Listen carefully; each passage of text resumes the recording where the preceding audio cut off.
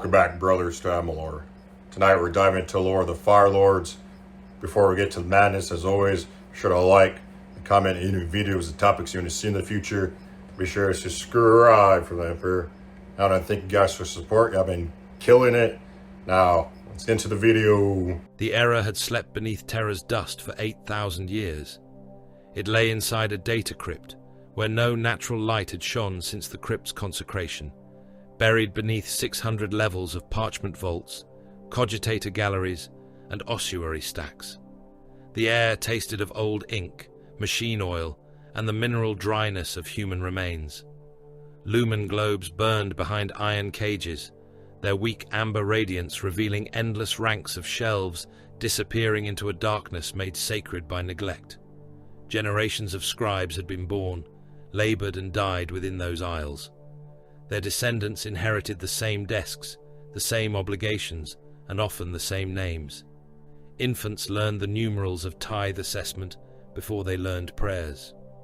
Men grew bent over parchment and were eventually rendered down into nutrient paste for those who replaced them. Grisson appeared because scriptor adjunct Malchus Rel misfiled a death certificate. The mistake should have earned him flogging and reassignment to a rad scrub detail. Instead, the parchment slipped between two brass guide rails and vanished into the throat of an index engine that had not accepted new material for 3 centuries. Ancient gears shifted behind the wall. Chains clattered in unseen shafts. Dust fell from carved saints whose stone faces had been worn smooth by millennia of vibration. A drawer opened. Inside rested a single roll of vellum bound in black cord. Rel stared at it for several minutes before touching it. The seal belonged to an administratum prefecture dissolved before the founding of several present-day sectors. Its wax bore the double-headed aquila, though one head had crumbled away. Beneath the seal, written in ink faded to the color of old blood, was a planetary designation: Grisson. Rel carried the record to his hereditary superior, senior tithe scrivener Hadron Rel, who was also his father. Hadron read the designation 3 times. Then he consulted the brass index wheels mounted beside his desk. The wheels returned nothing. He summoned a Lex Mechanic. The Lex Mechanic communed with the archive's machine spirit through a key array made from finger bones and tarnished silver. The answer emerged upon a strip of paper. No tithe received. Hadron frowned. Current cycle? The Lex Mechanic repeated the query. No tithe received. Previous cycle? No tithe received. They widened the search. Decades became centuries. Centuries became millennia. Each return was the same, printed by the machine with pitiless regularity. No tithe received. No tithe received. No tithe received. The silence surrounding the words seemed to deepen. By the time the inquiry reached the 8,000th year, 12 more functionaries had gathered around the desk. None spoke. The oldest among them crossed himself with trembling fingers. One junior scribe began to weep without understanding why. The omission was too vast to be called negligence. Negligence belonged to men. This possessed the scale of heresy. A calculation servitor was brought from the lower vaults. It had once been a man, though little remained beyond a grey face stretched around an iron jaw and a brain swollen by logic implants. Its body hung within a brass frame, ribcage open, organs replaced by cooling coils and chattering abacus wheels. Incense was burned before it. Sacred oils were rubbed into the sockets along its skull. Hadron read the planetary designation aloud. Grisson, Imperial compliance status unknown. Tithe record absent for 8,000 years. Calculate accumulated obligation according to historic classification. The servitor's eyes opened. Its pupils were iron. Cogitators awakened across the crypt. Data engines coughed to life in galleries where robed adepts hurried between banks of shuddering machinery. Punch cards rattled through sorting mechanisms. Ink wheels spun. Relays snapped open and closed like insect jaws. The servitor began to speak. It calculated manpower first, then grain, then metals, then promethium, then manufactured arms, replacement parts, void ship components, sanctioned psychers and flesh suitable for implantation, conscription, or penal labor. The numbers grew beyond the limits of spoken language. Servitors in neighboring vaults began reciting continuations. Scribes filled parchment until their hands bled. One data engine ruptured its coolant vessel and sprayed boiling alchemical fluid across 3 adepts. Another burst into flame. A third screamed through its vox grill as if the machine spirit had understood the magnitude of the debt and gone mad beneath it. The calculation servitor continued until smoke poured from its nostrils. Its final utterance was not a number. Delinquency absolute. Hadron Rel looked upon the scorched parchment spread across his desk and understood what the Imperium required of him. No inquiry was opened into why Grisson had vanished from the tithe rolls. No official accepted responsibility. No record suggested that the Imperium had failed. The decree was entered before the dead data engines had cooled. Planetary recidivism, tithe refusal, governmental apostasy, immediate compliance mandated. Grisson had become guilty because the alternative was admitting that Terra had forgotten it. Far beyond the Sol system, beneath a pale star that gave little warmth, 18 billion men lived without knowing that a scribe had condemned them. Their world was stone, iron, and ancient cold. Mountain chains divided the continents like the ribs of a buried god. Cities had been driven downward into those mountains, each one a fortress surrounded by trench belts broad enough to be seen from the upper atmosphere. Geothermal shafts plunged through the crust, feeding warmth into cavern farms, foundries, and habitation vaults built layer upon layer beneath the rock. Grisson had known wars. It had known famine, plague, dynastic revolt, and the long winter that had lasted 300 years. It had survived them all without aid from beyond its sky. The Imperium remained in fragments. An ancient landing field formed the foundation of a grain refinery. Imperial statuary had been smashed and recut into defensive blocks. Weathered Aquilas, too durable to destroy completely, served as drainage grills, grave markers and armor plates bolted onto industrial crawlers. Children were taught that the 2-headed eagle had belonged to star kings who demanded sons, awe and obedience, then vanished when Grisson's suns dimmed and its crops failed. Most believed the star kings were myth. High Castellan Othmar Venn did not. He stood within the Hall of Continuance beneath Mount Carthax and watched the first imperial message burn across a hololithic screen. The chamber had been carved around pillars older than Grisson's surviving histories. Military officers, civil prefects, and forge masters stood beneath banners representing every fortress city on the planet. The transmission stuttered beneath static. A robed figure appeared, its face hidden behind a breathing grill of polished brass. By authority of the Senatorum Imperialis, the Departamento Munitorum, and the Adeptus Administratum, the world-designated Grisson is declared in arrears of lawful tithe. Venn listened without moving. Immediate and unconditional surrender is commanded. The ruling council will submit itself for execution. 1 billion able-bodied soldiers will be presented for Astra Militarum assessment. Historic obligations in manpower, mineral output, agricultural yield, industrial material, and psychic tithe will recommence without delay. A murmur moved through the hall. The transmission continued for 7 minutes. It contained no question. It acknowledged no history. It offered no negotiation. When it ended, Venn looked toward the stone Aquila embedded upside down within the chamber floor. Generations had crossed it without reverence. "Open a return channel," he said. A signal officer bowed. "High Castellan, they demand surrender." I heard them. They may regard a reply as provocation. They crossed the void to threaten 18 billion souls. The provocation has already occurred. The return transmission required fewer words. "This is Othmar Venn, High Castellan of Grisson. Your Imperium gave us no protection, no instruction, and no sign of life for 80 centuries. It did not feed our starving. It did not defend our cities. It did not bury our dead." He paused, staring into the pict recorder. "You claim a debt because you have rediscovered the ledger. Grissom owes Terra nothing." The signal left the world. 20 days later, the warp opened. Reality tore beyond the system's outermost planet. Sickly light spread across the void, staining the stars green and violet. One ship emerged, then 10, then 100. Their Geller fields groaned as they forced themselves into real space. Hulls, rimed with unreal frost and the residue of nightmares. Troop transports followed Navy cruisers.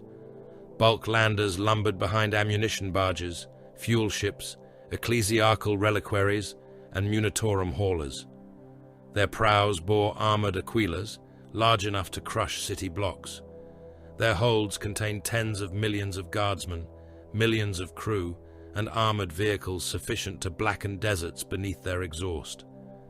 The fleet eclipsed the pale sun. Grissom's orbital augurs screamed warnings across every fortress city. Factory sirens awakened. Blast doors descended. Civilian populations flooded into deep shelters, while defense regiments marched upward through tunnels toward gun emplacements prepared by ancestors who had expected the Star Kings to return. In the strategium of the Grand Cruiser Indomitable Decree, Lord General Heth Varro examined the planet as if it were already conquered. He was a broad man, wrapped in a uniform, crowded with medals. Gold braid covered his shoulders. A power sword hung at his hip, despite the absence of any enemy within 1,000 kilometers. "Silence," he said. "They mistake it for defiance." Colonel Lucan Drav stood among the lesser officers. "Or they are withholding emissions to conceal their batteries." Varro glanced at him. "Our surveyors classify the population as technologically regressed. Their orbital scans are being refracted. By weather. By deliberate thermal distortion." Varro smiled without warmth. "Colonel, fear has made you imaginative." He ordered simultaneous landings across 9 continents. The assault began beneath prayer. Priests walked between embarkation lines, swinging censers over guardsmen packed into landers. Commissars recited articles of obedience. Engines thundered. Thousands of craft detached from the fleet and descended in formations broad enough to darken the clouds. Grissom waited. The first landers crossed the upper atmosphere without opposition. The second wave followed. The third entered behind them. Then the mountains opened fire. Defense lasers rose from beneath armored caps and carved white wounds through the sky. Macro cannon batteries erupted from rock faces, their shells punching through troop ships before detonating inside crowded holds. Surface-to-orbit missiles ascended in disciplined swarms, each one changing course to evade countermeasures before striking engines, fuel cells, and command decks. A transport carrying 6,000 men split apart above the western continent. Burning soldiers fell for minutes. Some died in the rupture. Others remained alive inside atmosphere suits, spinning helplessly through fire and debris until they struck the ground hard enough to splash across stone. Landing craft collided as formations broke. One lighter lost its port engines, rolled beneath another, and tore the larger vessel open with its armored prow. Chimeras, artillery tractors, and screaming men poured from the wound. The wreckage struck a mustering field where 3 regiments were waiting to advance. Colonel Drav saw the impact from the cupola of his command chimera. The world became flame. The blast wave lifted armored vehicles from the ground. Guardsmen vanished beneath tumbling hull sections. A fuel tanker ruptured, spraying burning promethium across an infantry battalion. Men ran as fire entered their mouths and consumed them from within. "Forward," Drav ordered. His Vox operator stared at him. "Colonel, the landing field is gone." "Forward." "Sir, there is no formation." "There will be when we leave this killing ground." The chimeras advanced through the wreckage. Hatches opened. Guardsmen spilled into trenches already half filled with severed limbs and molten equipment. Grissonite artillery changed pattern. Airburst shells detonated above the infantry. Shrapnel descended in sheets. Helmets split. Lungs burst beneath pressure waves.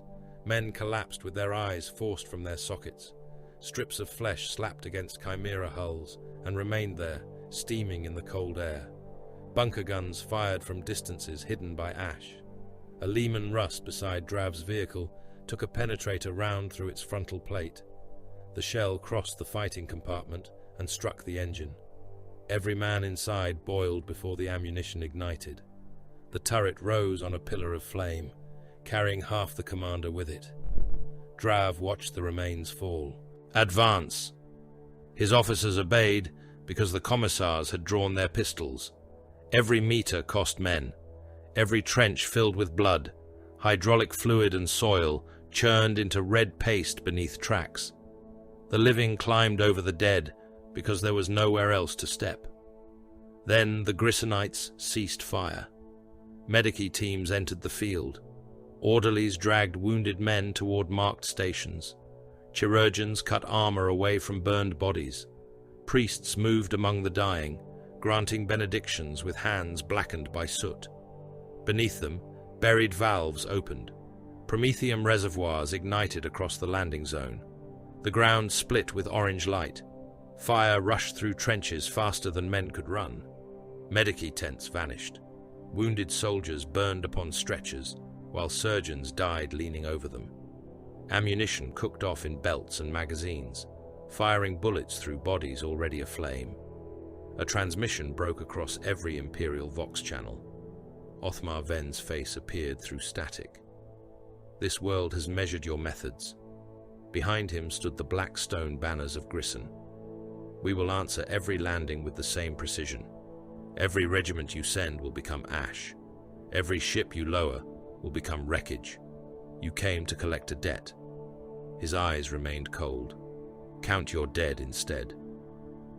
By nightfall, the casualty engines aboard the Indomitable Decree had recorded several million losses. Lord General Varro dictated his report, while clerks edited the figures behind him.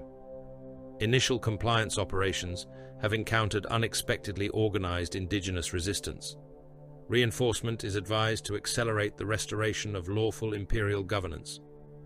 Colonel Drav stood before the strategium table, armor stained with blood that was not his. "That is a lie." Varro dismissed the clerks. When they were alone, he approached Drav. "Truth is what survives long enough to reach the administratum. Millions died. Millions always die. They knew where we would land. Then we will send enough men to fill every place they have prepared." Drav looked at the glowing casualty columns. "And when they kill those men?" Varro turned toward the astropathic gallery. "We request angels." The plea crossed the warp as agony. Aboard the strike cruiser, cauterizing hand, the astropathic choir screamed beneath iron crowns. Blood ran from their noses. One clawed out his own eyes as the message forced itself through his mind. Another spoke in 3 voices before his tongue split along its length. Captain Jarek Foros listened from the shadows of the chamber. His armor was the color of fresh blood, his helm held beneath one arm. Yellow vambraces reflected the red lumen glow. Inferno tattoos covered the skin of his face and throat, vanishing beneath the seals of his gorget. The choirmaster collapsed. "Grisson," he gasped. "A human world, refusal of tithe, imperial armies broken, resistance maintained for 8,000 years." Foros looked toward the tactical display as the planet's coordinates appeared. 8,000 years, said the captain. The astropaths continued screaming. Foros smiled, revealing teeth of sharpened stone. Then it has had 8,000 years to gather fuel. The Fire Lords entered the Grisson system without heraldry, challenge, or hymn. Their fleet translated from the warp beyond the orbit of the outermost moon, where the cold was deep enough to freeze spilled blood before it could drift from a ruptured hull. The first vessel to emerge was the Cauterizing Hand. its armored prow pushing through the wound in reality, like a blade forced between ribs. Sickly warp light crawled across its crimson flanks and died upon plates engraved with devotional script. Every letter had been burned into the metal rather than carved, each prayer blackened around its edges as though the ship itself had been branded. 2 strike cruisers followed in its wake, then rapid strike vessels, gunships and escorts clad in overlapping armor. Their hulls bore no polished triumphal gold. They carried the red of arterial blood and the soot of old wars. Heat scars discolored their weapon decks. Promethean vents exhaled brief orange flames into the void. Their launch bays were crowded with drop pods, Thunderhawks, Land Raiders, Thunderfire cannons, ammunition servitors, and fuel reservoirs large enough to turn cities into pyres. They passed through the remains of the failed invasion. The wreckage field extended for thousands of kilometers. Troop transports drifted with their bellies torn open, the dead still strapped into embarkation harnesses behind ruptured hull plates. A shattered lander rotated slowly beneath the light of Grison's pale sun, shedding frozen corpses from its troop bays. One struck the cauterizing hand's prow and burst apart into red ice and fragments of flak armor. No Fire Lord looked from the viewports. The dead had already delivered their report. Colonel Lucan Drav waited aboard the grand cruiser Indomitable Decree, standing beneath the vaulted arches of the primary embarkation cathedral. Servo skulls circled overhead, trailing incense from silver censers. Naval ratings had spent hours scrubbing blood from the deck, where wounded men had been stacked after the first landings, yet dark stains remained within the seams of the iron. Lord General Heth Varro stood before the honor guard in his most ornate uniform. His breastplate had been polished until its gilded aquila reflected the lumen globes. Medals crowded his chest. A crimson sash concealed the burn mark left when Grisonite artillery had struck his command bastion 3 kilometers from where he had been sheltering. Drav wore the same armor in which he had left the killing ground. Dried blood darkened the collar and shoulder plates. A strip of someone's scalp remained caught beneath the clasp of his cloak. He had noticed it hours earlier and had not found the strength to remove it. Warning klaxons sounded. The Fire Lord's Thunderhawk entered the docking bay without waiting for the station's full approach litany. Its engines screamed against the deck, hurling hot exhaust across the honor guard. 2 guardsmen collapsed as the blast ignited the edges of their parade cloaks. Servitors dragged them away before their burning bodies could obstruct the descending ramp. The first Space Marine emerged through the smoke. Drav had seen Adeptus Astartes before. He had fought beside the Aurora chapter during the purgation of Hesh, and he had watched white consuls descend upon heretic armor in the ruins of Samoth. Those warriors had seemed like monuments given motion. The Fire Lords looked like executioners walking from a furnace. Their battle plate was deep red, almost black where heat and carbon had stained the ceramite. Their helmets, vambraces and greaves were yellow, but not the yellow of heraldic cloth or polished enamel. It was the color of metal approaching incandescence. Blackened purity seals hung from their armor, their parchment edges curled by fire. Campaign studs and honor markings covered their plates. Every left pauldron bore a clenched black fist, wreathed in yellow flame. They moved with the measured weight of armored engines, yet there was no ponderousness in them. Each step was controlled. Each turn of the helm was sharp and exact. Targeting lenses passed over the waiting officers, and Drav felt as though every weakness in his armor had been measured before the warriors reached the foot of the ramp. Captain Jarek Foros came last. He wore no helmet. Inferno tattoos climbed from beneath his gorget and spread across his face in curling lines of black and red. His skin was pale between them, hardened by old burns. The teeth revealed between his lips were not human teeth. They were fragments of dark stone, sharpened and set into his gums. Varro stepped forward.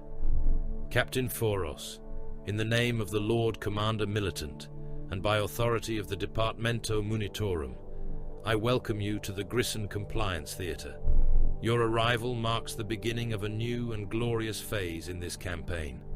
Together, we shall enact the Emperor's righteous judgment upon these recidivist savages and restore this world to the light of lawful dominion. Foros walked past him. Topographic data. Varro's smile remained fixed for several heartbeats. My Strategium staff have prepared a full tactical presentation.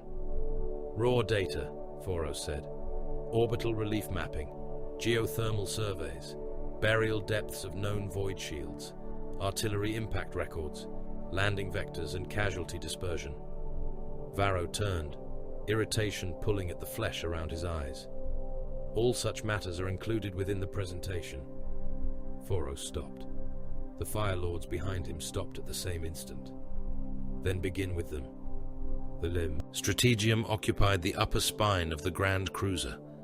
Its hololithic table projected Grisson in pale green light, surrounded by casualty columns, fleet dispositions, and blinking invasion markers.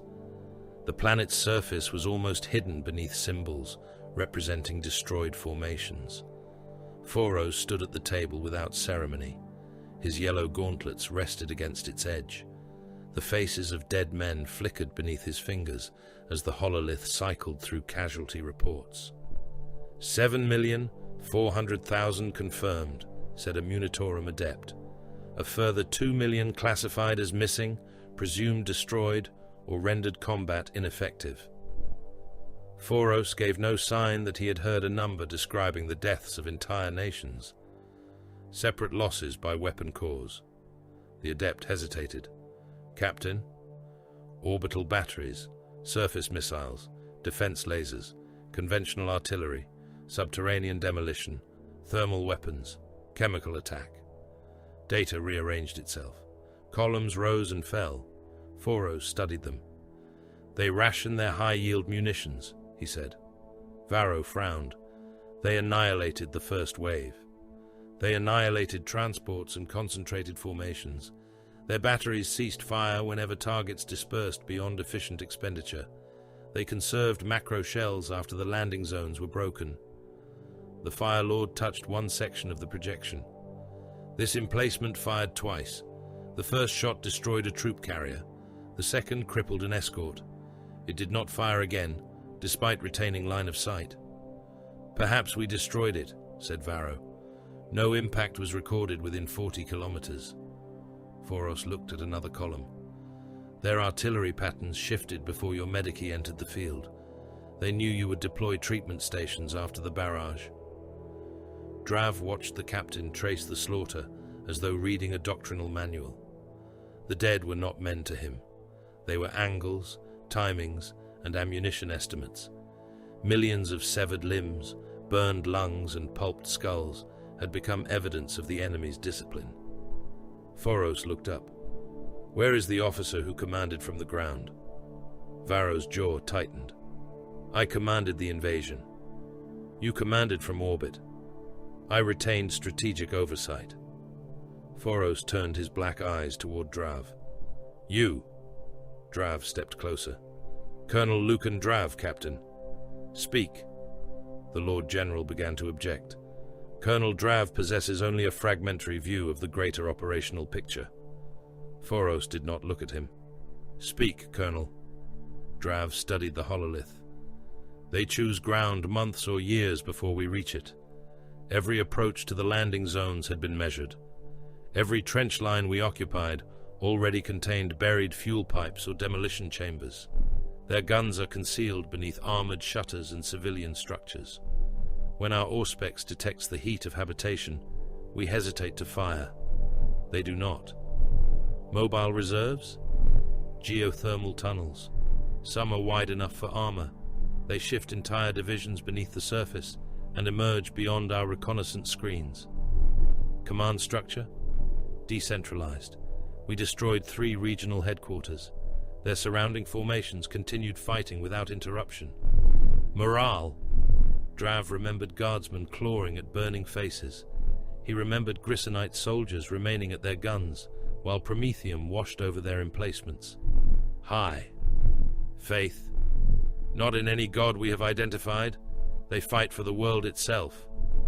Foros stared at him for a moment. You will serve as liaison between my task force and the mortal armies. Varro's face reddened. Captain, such an appointment falls under my authority. No. The single word seemed heavier than a threat. Varro looked toward his officers. None met his gaze. Foros returned to the planet. Colonel Drav will provide reports without embellishment. He will receive our operational requirements and ensure they are obeyed. You will continue commanding your armies. The insult was complete because Foros delivered it without malice. Varro had not been challenged. He had been moved aside like an obstacle whose presence did not justify destruction. The Fire Lords departed for the furnace decks while the War Council assembled. Drav followed them through the ship's iron arteries. Servitors bowed into wall recesses as the Astartes passed. Ratings flattened themselves against bulkheads. Some made the sign of the Aquila. Others lowered their eyes, fearing that direct sight of the Emperor's angels might be judged presumption.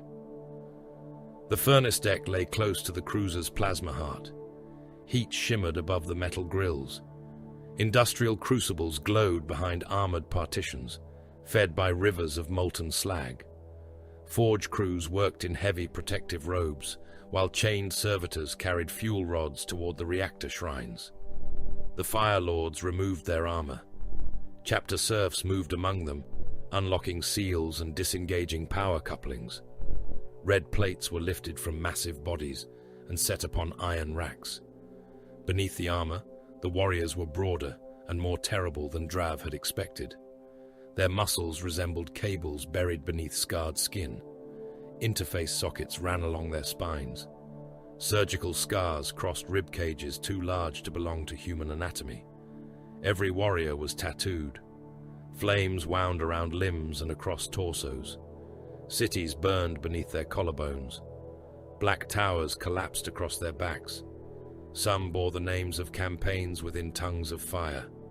Others carried images of warriors walking through furnaces, their flesh burning away to reveal black bone beneath.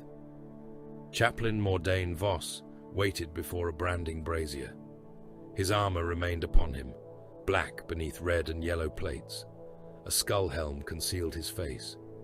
In one gauntlet, he held a Crozius Arcanum, shaped like a fist surrounded by iron flames. In the other, he carried a branding rod, heated until its head shone white. Veteran Sergeant Acastian Val approached first. He knelt.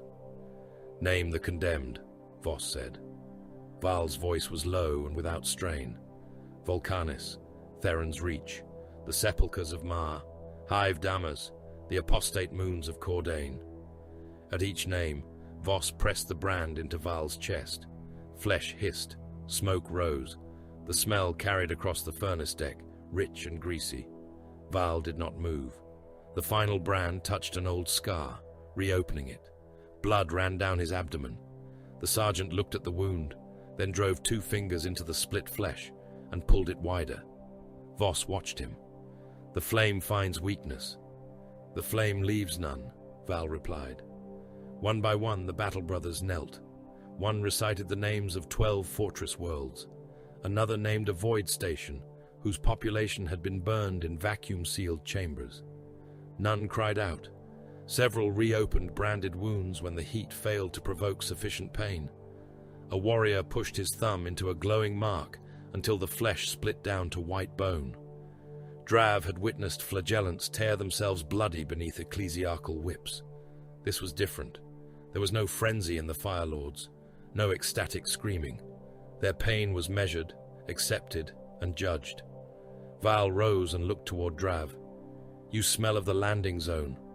Drav glanced down at his stained armor. "I have not had time to change. I meant beneath the blood." The sergeant walked closer. Ash, propellant, opened bowels, burned hair, fear. Drav held his ground. Val regarded him as an artificer might regard a damaged weapon. "Your soldiers advanced. They were ordered. They advanced while understanding the order would kill them. Yes. Brave, The word surprised Drav. Val turned toward the hololithic display carried by a waiting serf. It showed the Imperial lines across the northern continent. Your artillery batteries are too widely separated. Ammunition routes intersect refugee movements. Command bastions occupy elevated ground visible from enemy augers. Armor reserves are positioned where officers may observe them, rather than where they may counterattack. Drav said nothing. Your men are not weak, Val continued. They have been stacked badly. Stacked? Ammunition placed without regard for the weapon.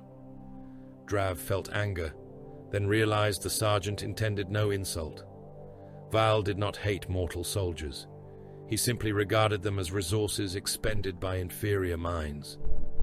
The War Council began 3 hours later. Representatives of every imperial institution gathered beneath the Strategium's vaulted ceiling. The Administratum Prefect demanded that Grison's manufactoria, mining infrastructure and population centers remain intact. An ecclesiarchal cardinal demanded exemplary executions numbering in the millions. Navy commanders requested unrestricted authority to destroy defense batteries from orbit. Varro demanded saturation bombardment across all 9 invasion fronts. Their voices rose over one another. Productivity projections will collapse if the primary geothermal networks are compromised. Compliance without public penance invites renewed apostasy. My ships cannot maintain orbital position under fire from batteries concealed beneath civilian zones. We require cyclonic permission against the southern fortress belt. Foros stood at the head of the table. He allowed them to speak until each had exhausted his grievance. Then he said, "No." The cardinal leaned forward. "Captain, the spiritual requirements of compliance cannot be dismissed. They have been heard. And irrelevant." The Administratum Prefect stiffened. The world's productive capacity is protected by decree. It will remain productive. You propose incendiary assault within industrial regions. I propose victory. Varro placed both hands upon the table. This remains an Astra Militarum campaign. My armies require freedom to prosecute the war according to established doctrine. Your established doctrine has fed 7 million men into prepared graves. Silence followed. Foros enlarged the northern continent. Red targeting circles appeared over fortress ranges, rail junctions, and suspected command nodes. The Fire Lords will determine the method of punishment. The Guard will advance where ordered. The Navy will provide fire corridors. The Administratum will count what remains. The Ecclesiarchy may name the ashes sacred. The Cardinal's lips peeled back. You presume much for one captain. Foros faced him. I presume command because none here has demonstrated it. No one challenged him again. The assault doctrine unfolded across the hololith. Incendiary missiles would fall first, targeting ventilation networks, surface defenses, and transit routes. Thunderfire cannons would deploy within secured zones and saturate trench systems with airburst and subterranean munitions. Drop pods would descend before the initial fires died. Armored spearheads would follow through the burning corridors, carrying Fire Lords into the mouths of the fortress cities. The atmosphere within the strike zones will be lethal, said a Navy officer. Your insertion craft will encounter severe thermal turbulence. They will endure, Val said. The surface temperature will cook exposed men alive. We will not be exposed. Drav studied the timings. You intend to land while the Prometheum is still burning. Foros looked at him. The enemy believes fire creates distance. It will create concealment. On Grison, the first auger reports reached High Castellan Ven beneath Mount Carthax. The display showed new vessels entering high orbit, red-hulled and heavily armed.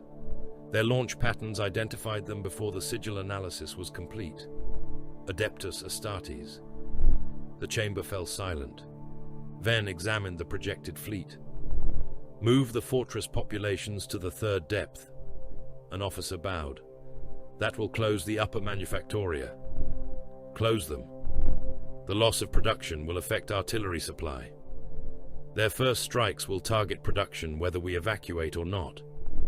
He ordered heat exchange shafts opened beneath every probable landing zone.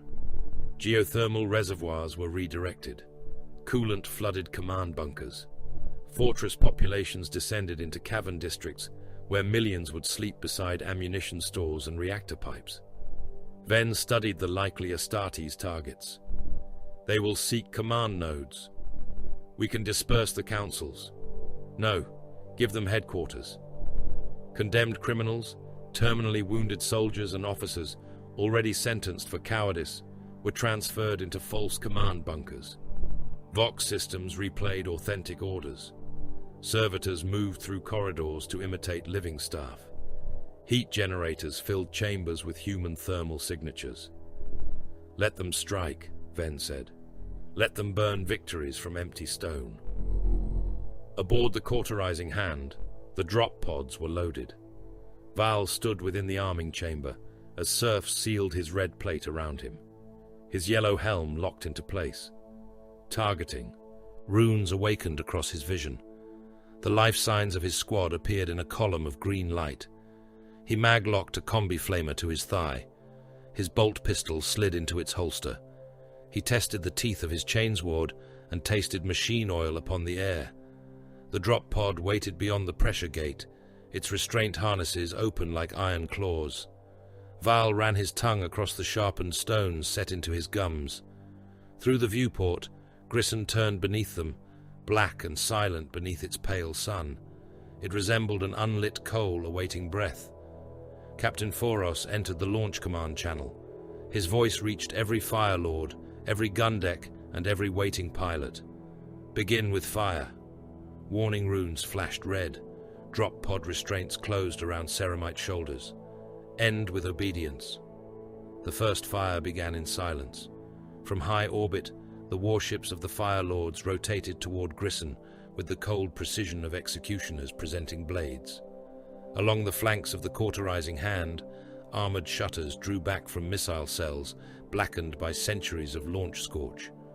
Guidance servitors awakened within their metal cradles. Cogitators muttered firing solutions through the noosphere.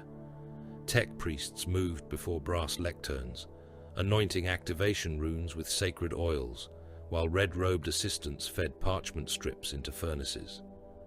Captain Jarek Foros watched from the command throne. Grissom turned beneath the fleet, half hidden by cloud and ash. Targeting sigils marked the mountain fortress belts, trench continents, and surface settlements, masking the entrances to the deep cities. The projected casualty values rose with every adjustment to the bombardment pattern. Tens of millions, hundreds of millions. The numbers glowed beneath Foros's gauntleted hand and meant nothing beyond the pressure they might exert upon the enemy's will. Fire mission sanctified, intoned Forge Brother Cordale Rune through the Strategium Vox. His voice carried the layered resonance of flesh and machine. Warheads awake, machine spirits aligned, atmospheric vectors accepted. Foros regarded the world. Burn the doors from their hinges. The fleet opened fire. Firestorm charges descended first, falling through the upper atmosphere in ordered constellations. Their ablative shells burned away, leaving white trails across the darkness. Magma bombs followed, their adamantium casings glowing before they had crossed the cloud deck. Chemical canisters ruptured above the continents and released vapors that spread upon the wind like rust-colored veils. Then the charges struck. Mountains ignited. The first detonation drove a pillar of flame through the cloud layer and cast its light across half a continent. A second burst along a forested ridge, converting millions of trees into incandescent spears. Fire ran through valleys faster than tracked armor could flee. Rivers flashed into steam. Lakes boiled beneath expanding curtains of promethium, hurling cooked fish and human remains onto blackened shores. The bombardment did not resemble artillery. It resembled planetary murder conducted by geometry. Strike cruisers adjusted their broadsides and released further salvos. Burning compounds rained through the lower atmosphere. Forests became walls of orange-white light, hundreds of kilometers long. Agricultural terraces blackened. Surface hab complexes vanished within rolling fire fronts that consumed stone, metal, crops, and men without distinction. The atmosphere itself began to change. Oxygen vanished into the infernos. Pressure dropped over the burning regions, drawing colder air inward with such violence that hurricane systems formed within minutes. Winds tore roofs from fortress blocks and hurled armored carriers across roads. One Grissonite super-heavy tank, its mass greater than a small cathedral, was dragged sideways by a firestorm and overturned into a trench packed with infantry. From orbit, the destruction appeared perfect. Vast regions glowed like furnace mouths. The bombardment corridors burned from horizon to horizon. Surface Auspex returns died beneath thermal bloom and electromagnetic distortion. Naval officers reported the annihilation of settlements, railheads, and defensive works. Ecclesiarchal observers began reciting prayers of purification. Foros did not join them. "Subsurface movement?" he asked. Rune processed the returns. "Minimal. Minimal is not none." "No, Captain." Grisson had been prepared for fire. Beneath the incandescent plains, immense heat exchangers opened within the geothermal networks. Pressure gates turned. Armored veins redirected thermal energy into buried reservoirs and sacrificial caverns. Coolant systems flooded command chambers. Kilometers beneath the surface, men stood before tactical displays while the world above them burned. Surface settlements vanished, but most had already been emptied. Fortress doors glowed and blistered, yet remained sealed. False command bunkers transmitted frantic orders into imperial listening arrays. Heat generators imitated crowded strategiums. Servitors moved between abandoned firing positions, their shambling forms bright upon thermal scans. The bombardment killed them by the thousand and convinced the fleet it had killed officers, signal crews, and entire command staffs. High Castellan Othmar Venn watched the first damage reports arrive. The Hall of Continuance trembled as distant impacts traveled through the mountain. Dust fell from the vaulted stone. Lumen strips flickered. Somewhere above, a surface city was ceasing to exist. "Eastern Exchange Network holding," reported a fortress prefect. "Civilian losses? 3 million confirmed above the third depth. Final total unavailable." Venn did not close his eyes. Their deaths purchased time. No one answered. A tactical officer pointed toward the hololith. "Launch signatures." The Fire Lords had not waited for the flames to die. Drop pods fell through the burning atmosphere, while fragments of wrecked cities were still rising upon the thermal winds. They came in spearhead formations, black hulls wreathed in fire, their descent thrusters firing against turbulence strong enough to tear conventional craft apart. Inside the lead pod, veteran Sergeant Castian Val stood locked within the restraint harness. Warning runes pulsed across his yellow helm lenses. Temperature readings exceeded the tolerances of mortal flesh. The pod shook so violently that unaugmented bones would have broken against the restraints. Val felt the machine spirit rage around him, eager to strike. His squad remained silent. Their life signs glowed green upon his display. Ammunition counters stood full.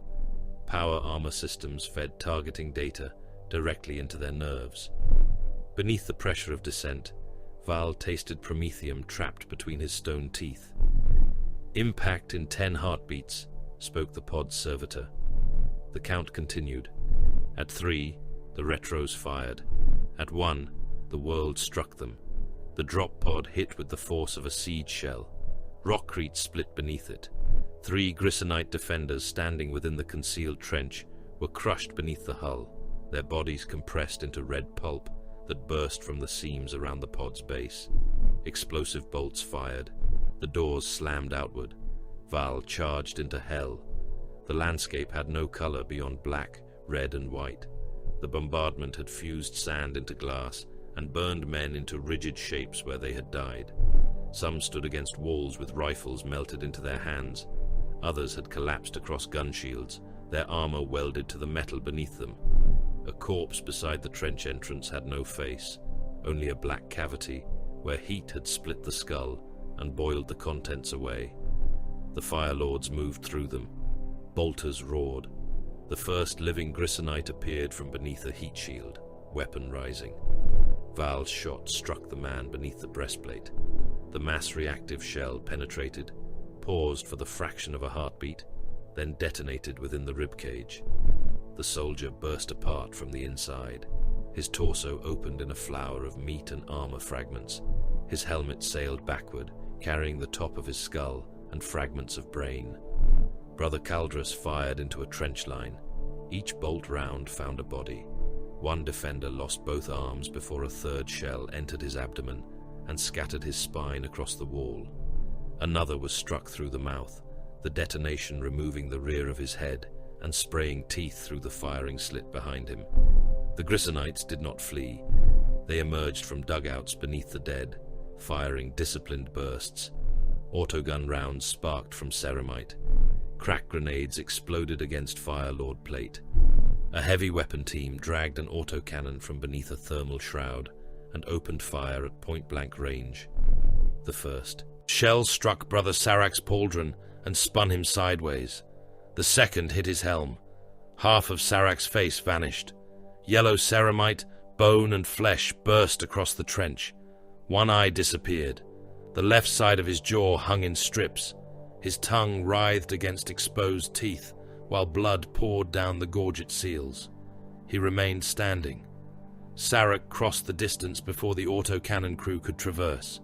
His bolter had fallen from his hand, so he drew his combat blade.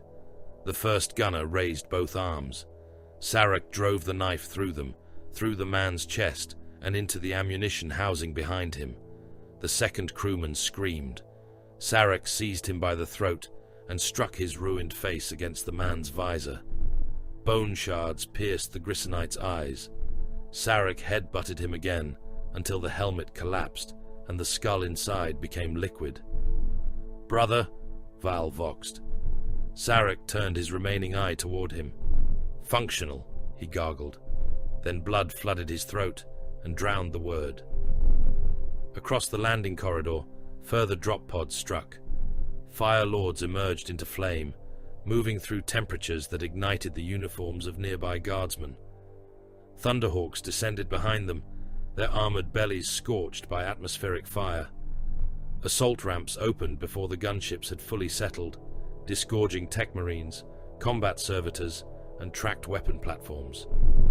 The Thunderfire cannons began their work. Forge Brother Rune directed the batteries through the noosphere. Targeting solutions cascaded across his vision. He marked trench intersections, bunker roofs, and suspected tunnel junctions with thought impulses. Airburst pattern, 3 volleys. The cannons barked. Shells detonated above the Grisonite lines. Fragmentation clouds descended at angles calculated to pass beneath armor lips and firing shields. Men disappeared beneath storms of razor metal.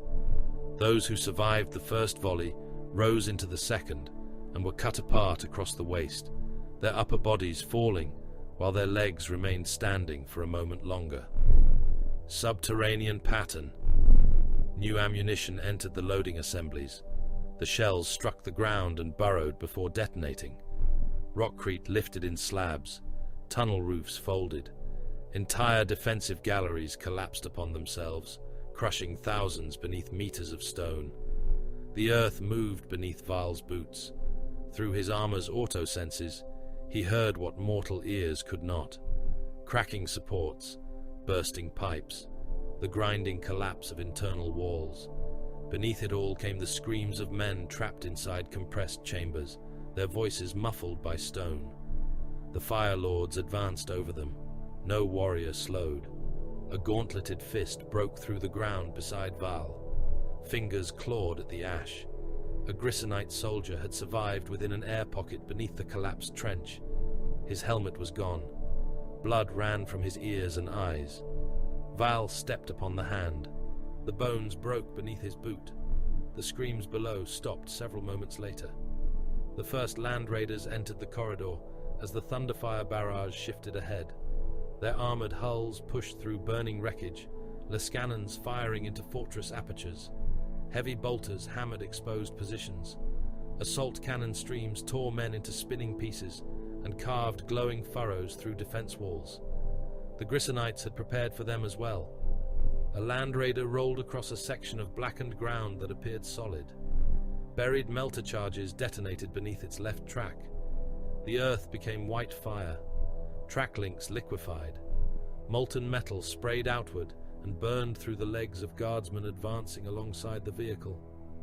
The Land Raider slewed sideways, its hull settling into the crater.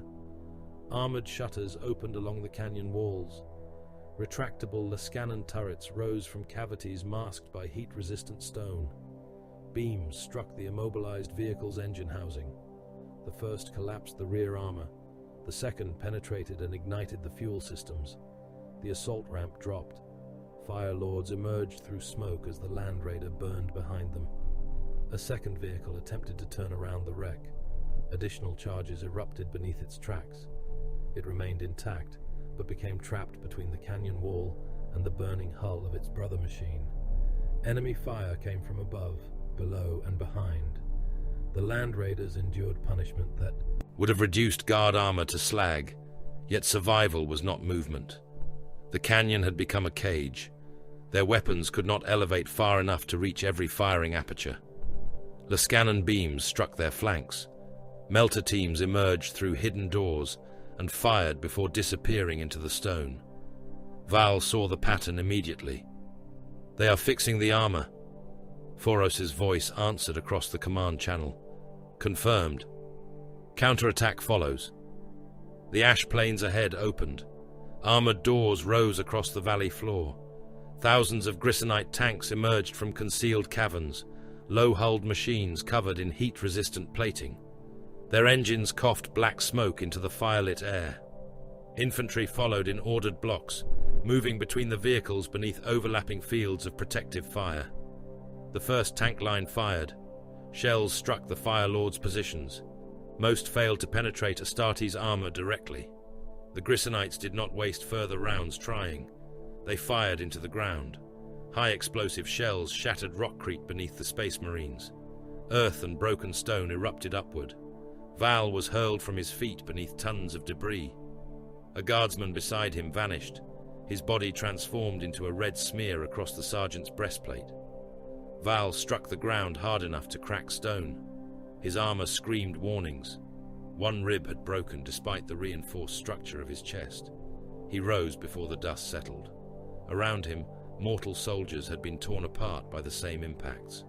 Bodies lay folded around shattered spines. A guardsman crawled forward using his hands, unaware that both legs and most of his pelvis were gone.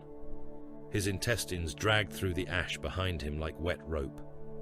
The Grissonite armor continued firing. Fire Lords were thrown into the air, buried and hurled against wrecked vehicles. One warrior disappeared beneath a collapse of trench wall and dismembered guardsmen. Another rose from a crater, carrying the severed torso of a mortal impaled across his backpack. Still, they advanced. They were too few. Beyond the armored counterattack, millions of Grissonite soldiers emerged from the fortress routes. Imperial Guard divisions moved to meet them, but their lines were already broken by the bombardment and the trapped armor. Men fired from shell holes filled with burned corpses. Officers screamed orders through Vox channels, clogged by dying voices. Foros watched from the command deck of the cauterizing hand. The tactical display showed the entire landing region collapsing inward. Guard formations overlapped. Armored columns had lost movement. Grissonite reserves were pouring into the corridor, exactly where the Fire Lords had intended to advance. "Colonel Drav," Foros said. Drav answered through the Vox amid artillery thunder. "Captain, order all forward divisions to hold position. They cannot hold. They will. What are you planning?" Foros marked the entire battlefield for Imperial artillery. Drav understood. "There are millions of our men inside that zone. Yes, my regiments are still advancing. Then their density will improve the enemy's confidence. Drav's voice hardened. "You intend to fire through them. I intend to break the counterattack. Those soldiers are servants of the throne. They are serving it now." Foros opened the artillery command channel. "All batteries, fire upon designated coordinates. Maximum sustained rate." For several heartbeats, no one obeyed. Then the basilisks fired. Hundreds of guns discharged across the continent. Earthshaker shells climbed into the burning sky and descended upon the battlefield. The first impacts struck the Grissonite armor. The next struck the guard. Tanks vanished beneath fountains of dirt and steel.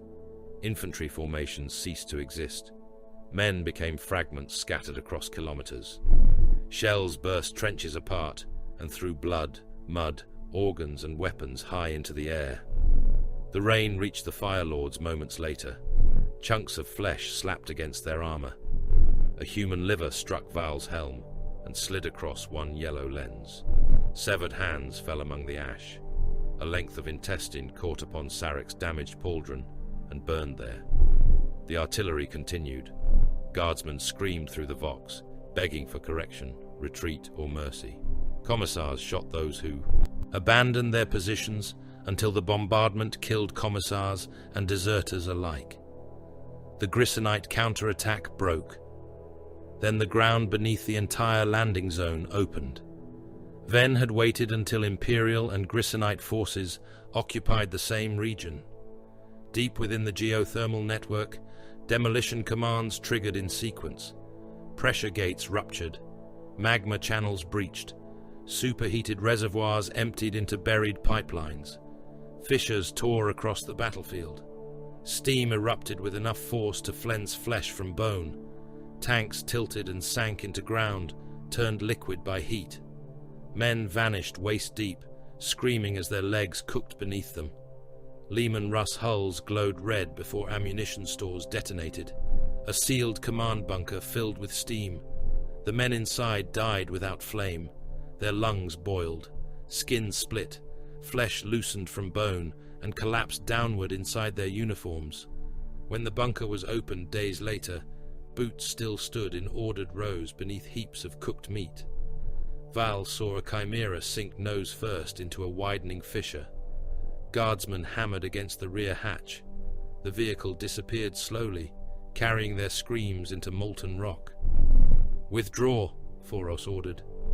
The word carried no anger, no shame, only recognition. Thunderhawks descended through the ash, while surviving Fire Lords fought toward extraction points. The conventional land raiders were abandoned, where they could not be freed. Others were dragged from the killing ground by recovery vehicles under constant fire. From orbit, Foros watched the target region burn. The surface was annihilated. Millions were dead. Fortress entrances had been shattered. Trench systems had collapsed. Yet no route to the capital existed. Grisson's true armies remained below. The canonical method had produced fire without compliance. Foros turned from the display. Forge Brother Rune waited beside the strategium, mechadendrites coiled behind his armor. His helm lenses reflected the burning world. "Recover every surviving land raider," Foros said. Rune inclined his head. "For repair? For alteration?" The tech marine studied the trapped approaches and the fortress mouths hidden beneath stone. Foros looked down upon Grisson. "Our fire is broad," his sharpened teeth showed. "Make it narrow." The surface collapsed before the Thunderhawk reached them. Val saw the gunship descending through the firestorm, its armored wings black against the orange sky. Its engines hammered the landing zone flat, scattering ash, limbs and fragments of shattered rockcrete. Extraction runes burned across his visor. Brother Sarak staggered beside him, half his face gone, one hand clamped over the wound where his jaw had been. Then the earth opened. A fissure tore through the landing corridor with a sound like a continent breaking its teeth. The Thunderhawk banked hard as a column of superheated steam erupted beneath it. One wing vanished into the white plume. Armor peeled away in glowing strips.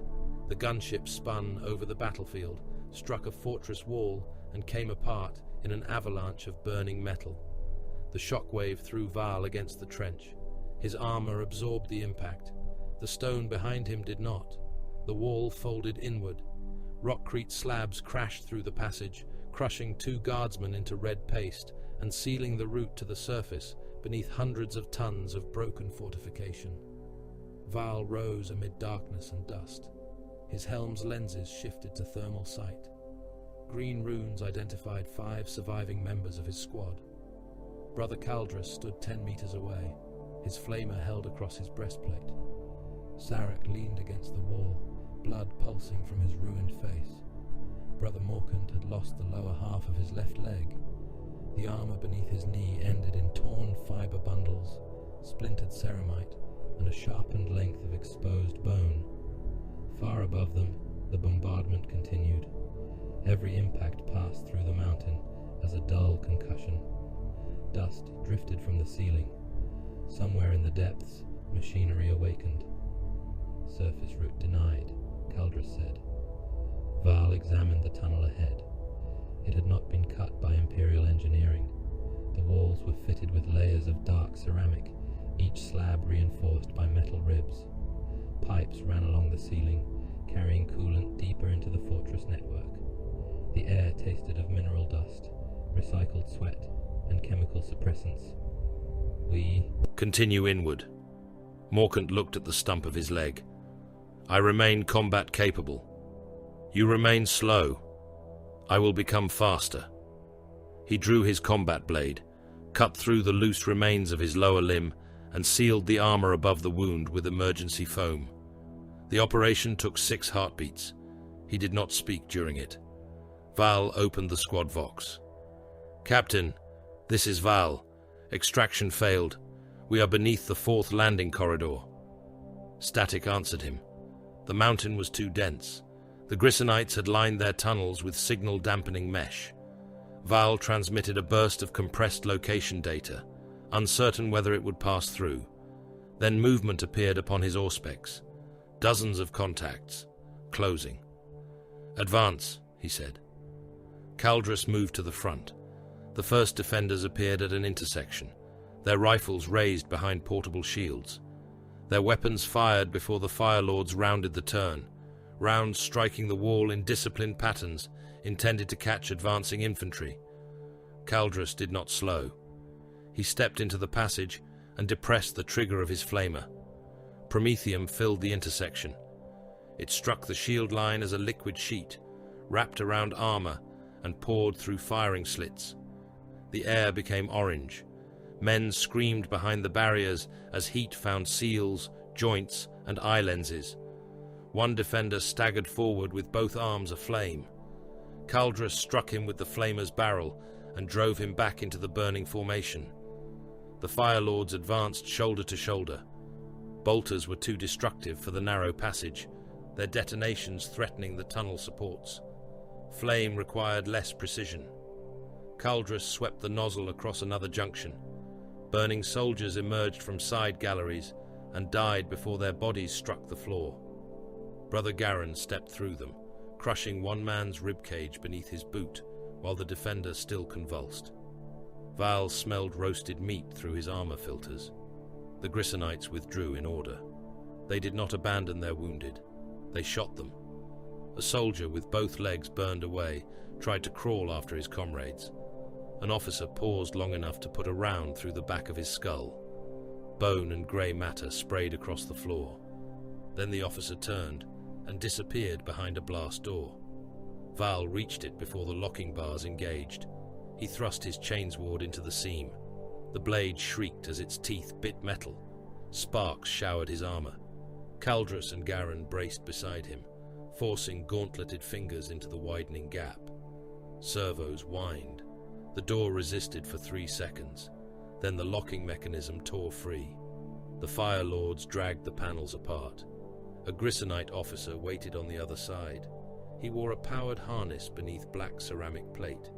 A coolant pack rose behind his shoulders. The weapon in his hands was an industrial cutter refitted for war, its circular blade glowing white along the edge. He drove it into Val's chest. The cutter screamed against ceramite. Warning runes flared across Val's vision. The blade chewed through the outer plate, spitting molten fragments across the tunnel. Val struck the officer with his free hand. The man's breastplate cracked, but the powered harness kept him upright. Hydraulic pistons hissed. He drove the cutter deeper. Caldrus tried to fire, but 3 more defenders charged through the open doorway. Rotary shotguns thundered. Garen took a burst across his helm and shoulder. Ceramic flechettes punched into exposed cabling and sprayed black blood across the wall. The tunnel became a crush of armor and blades. Val released his chainsword. He seized the officer's weapon arm with one gauntlet and struck him beneath the chin with the other. The impact lifted the man from his feet. His helmet split, yet the harness kept his neck from breaking. The officer grappled with him, face close enough for Val to see his eyes behind the cracked visor. They held no panic, only hatred. "For Grisson," the officer snarled. Val disengaged his helm seals. His faceplate drew back. The smell of blood and heated promethium entered his lungs. He bit down. The sharpened stones replacing his teeth struck one another. Sparks burst within his mouth. Val expelled the promethium held beneath his tongue and ignited it as it passed his lips. Flame erupted across the officer's face. The man's visor burst inward. His eyes whitened, swelled and split. Skin peeled from his cheeks in black curls. Heat flashed through his nasal cavities and boiled the fluid surrounding his brain. The back of his fractured skull opened with a wet crack. Vapor, blood, and liquefied grey matter sprayed across the wall. Val released the corpse. It remained standing for an instant, held upright by the powered harness. Then its knees folded, and the machine dragged it down among the burning dead. Caldrus glanced toward him. The old rite, the old answer. The Grissonites adapted. At the next defensive line, their assault troops wore heavier ceramic armor. Sealed masks and coolant reservoirs protected beneath layered plating. Chemical suppressant nozzles sprayed pale foam through the corridors before them, extinguishing pools of burning promethium and coating the walls in slick white residue. They charged through residual flame. Rotary shotguns hammered at close range. Industrial cutters screamed against Astartes' plate. Pneumatic hammers struck with enough force to fracture ceramite. Morkant fired his bolt pistol until the slide locked empty. Then he met the assault line with his power fist. The first blow struck a Grissonite in the chest. The field around the gauntlet detonated armor, flesh and bone against the wall. The man ceased to possess a torso. His arms and head fell separately into the suppressant foam. Morkant swung again. A second defender disappeared beneath the fist, his pelvis crushed flat, and his legs forced upward through his abdomen. Blood burst from the seals of his armor in pressurized streams. Garen's chainsword clogged after cutting through 3 men. Muscle fibers wrapped around the teeth. Strips of tendon jammed the drive housing. The weapon's shriek became a grinding snarl. Garen discarded it and used his hands. He seized one defender by the shoulders and pulled. The man's arms tore free beneath the pauldrons. Garen beat another soldier to death with one of them, the severed limb disintegrating against the helmet after the 4th strike. The tunnel floor became slippery with blood and suppressant foam. Fire lords and Grissonites fought without room to evade. Shotguns fired against breastplates. Combat knives sought seals beneath arms and between gorget plates. A defender climbed onto Caldrus's back and drove a cutting tool into the grill beneath his helm. Val tore the man away. The defender's hand remained inside Caldrus's armor.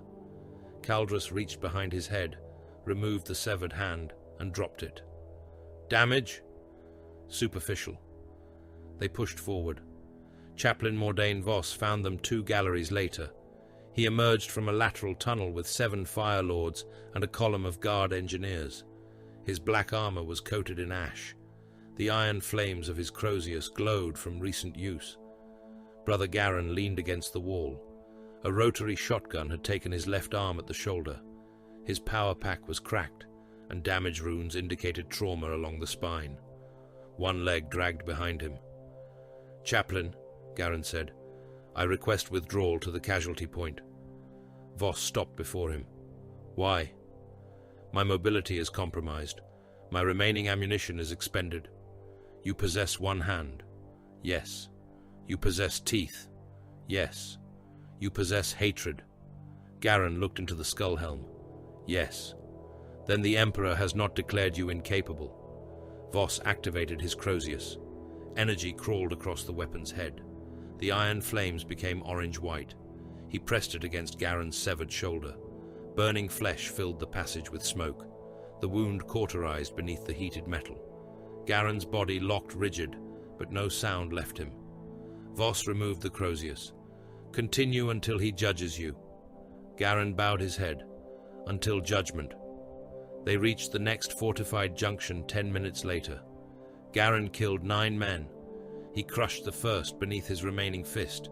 He broke another's neck with his forearm. He bit through a soldier's throat, stone teeth sawing across cartilage, while blood flooded his mouth. He used a fallen cutter to split 3 men from shoulder to hip. His failing leg collapsed beneath him, and he killed 2 more from the floor. The 9th drove a bayonet through Garen's throat. Garen pulled the man closer and pushed his thumb through the defender's eye. Then the demolition charge beneath them detonated. The passage vanished. Val saw Garen rise within the blast, black armor surrounded by white fire. The warrior broke apart at the waist. His torso struck the ceiling. His remaining arms spun into darkness. Voss walked through the falling dust. "Judged," he said. The tunnels ahead filled with civilians. They came in thousands, driven forward by Grissonite soldiers positioned behind them. Laborers in grey coveralls, factory workers with burns across their hands, elderly men supported by younger sons, miners still wearing respirators and heat cloaks. The Grissonites had opened habitation chambers into the military corridors and forced the population toward the Fire Lords. The passage became impassable. Civilians pressed against one another, screaming beneath the crush. Men fell and vanished under boots. Children were absent. Grisson's authorities had moved them deeper, preserving the next generation while spending those deemed old enough to work. Rifle fire came from behind the refugees. Rounds struck the Fire Lords and passed through civilians alike. Kaldras lowered his flamer. Combatants concealed within the mass. Val's Auspex confirmed weapons among the thermal signatures. There was no clean firing line, no method of separation that would not consume time. Clear the passage. The refugees understood before Kaldras fired. They tried to turn, but there was nowhere to go. Promethium washed over them. The first ranks disappeared inside flame. Skin ignited, hair burned away. Men clawed at one another, pulling burning bodies down into the crowd. The pressure of those behind forced them forward, even as their clothes became fire. Val advanced. His boots came down upon men still moving. Ribs cracked beneath ceramite. Burning hands struck his greaves and slid away without leaving marks. The Grissonite soldiers behind the civilians continued firing. Kaldras swept the flame higher. The fire reached them. Ammunition detonated inside webbing and magazines. Men burst apart among the refugees. One soldier's torso opened, throwing fragments of spine and rib across those beside him. The Fire Lords passed through the inferno. When the flames guttered, the floor was no longer visible. Bodies had fused together in layers. Men, laborers and soldiers formed a single blackened surface, their limbs locked around one another. Faces had melted into shoulders and backs. Jawbones protruded from collapsed heads. Fat burned in shallow pools between the corpses. Colonel Lucan Drav arrived with the 2nd Containment Force. His guardsmen stopped at the threshold. Several vomited into their masks. Drav walked into the passage alone. His boots sank into softened flesh. A burned hand detached from the mass and adhered to his greave. He found Val beside the ruined blast door. There were civilians here. There were obstacles. Unarmed men. Armed men stood among them. You burned all of them. Val turned his yellow helm toward him. The defenders chose this battlefield. Drav stared at the fused remains beneath them. They drove these people into your guns. Then they chose who died. You could have separated them. Yes. Drav waited. Val continued. It would have cost 11 minutes. For the first time, Drav understood the Fire Lords completely. They possessed reason. They possessed discipline. They possessed a system by which every death could be weighed, justified, and placed within the Emperor's service. They possessed no mercy, because mercy did not survive their arithmetic. The breakthrough came 3 hours later. A Grissonite division escaped through the geothermal tunnels and entered an Imperial containment zone west of the 4th landing corridor. Tens of thousands of guardsmen were still withdrawing through it, bloodied and disorganized. Foros received the report aboard the cauterizing hand. "Seal both gates," he ordered. Drav heard the command over the liaison channel. "Our troops remain inside. So does the enemy. Open the eastern gate and allow the guard to clear. The Grissonites will clear with them." Fire Lords closed the armored barriers at both ends of the containment zone.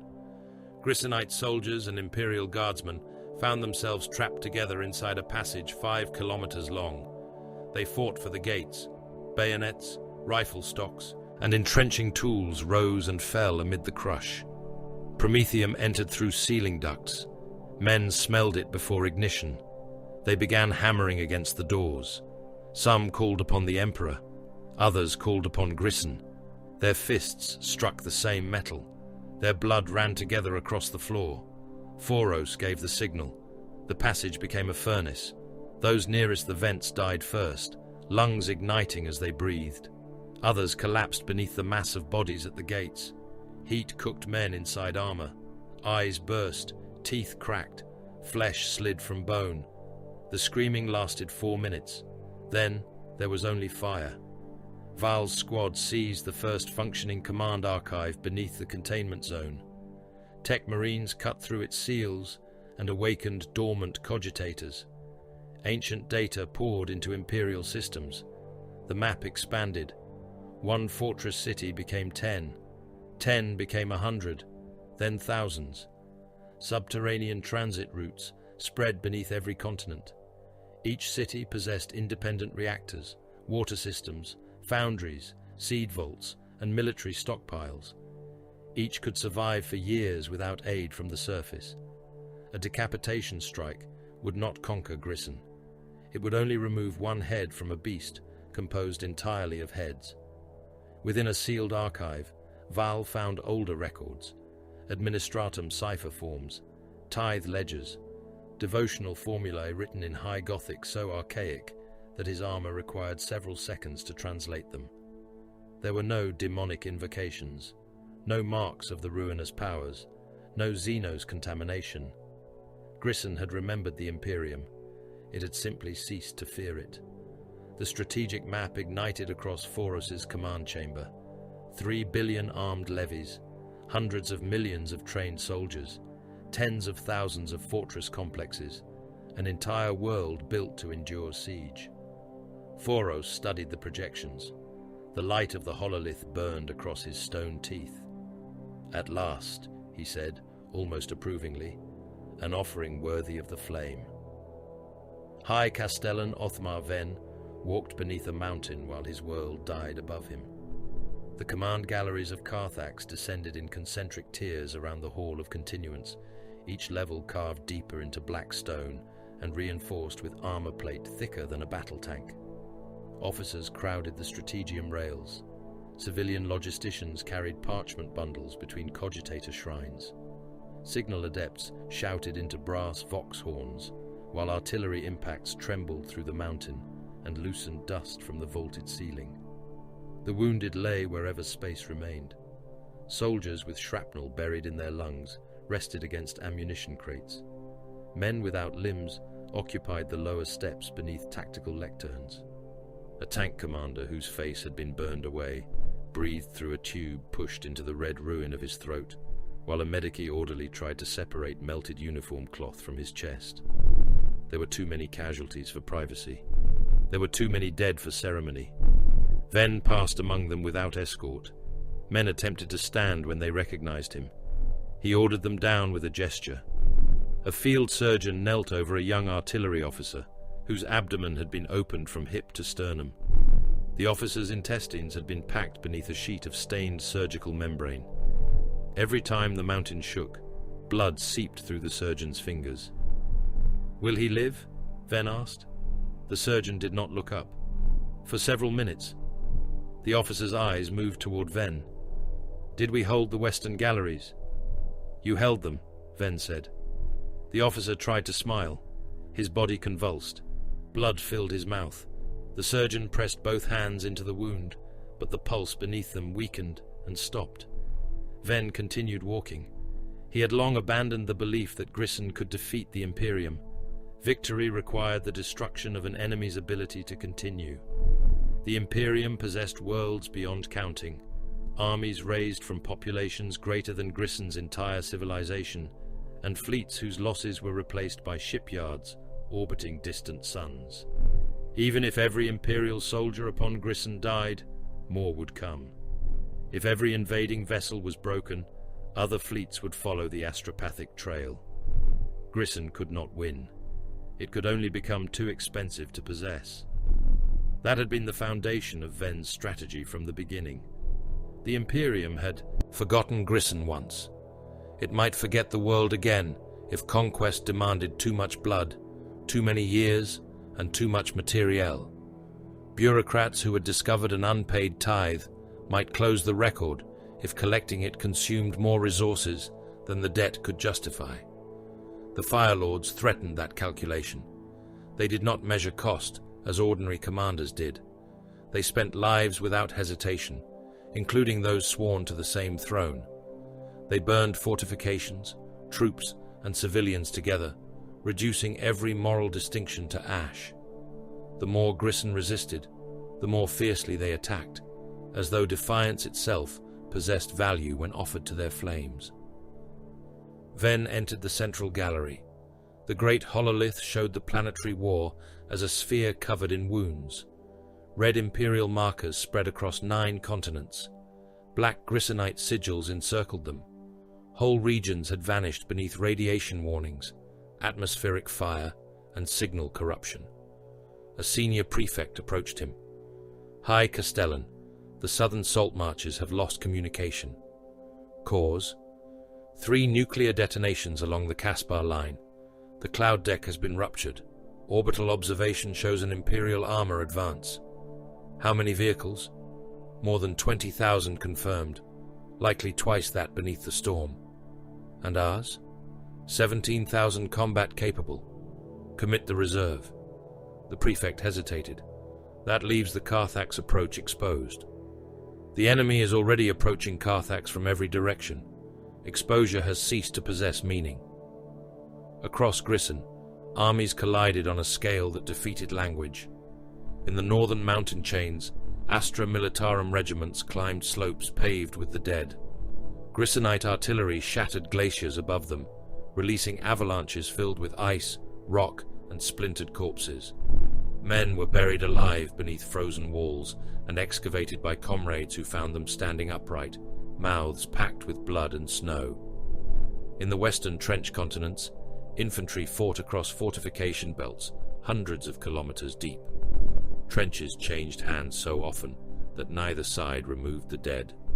Soldiers fired from positions filled waist-high with bodies. Rain turned decomposing flesh into greasy slurry. Men slept with their faces pressed against swollen corpses because there was no ground left uncovered.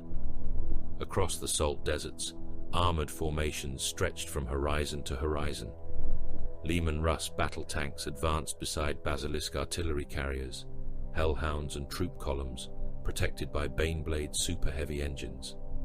Grissonite armor met them beneath clouds blackened by exhaust. Shells crossed the flats in both directions. Vehicles burned by the thousand, their crews trapped behind warped hatches while ammunition detonated around them.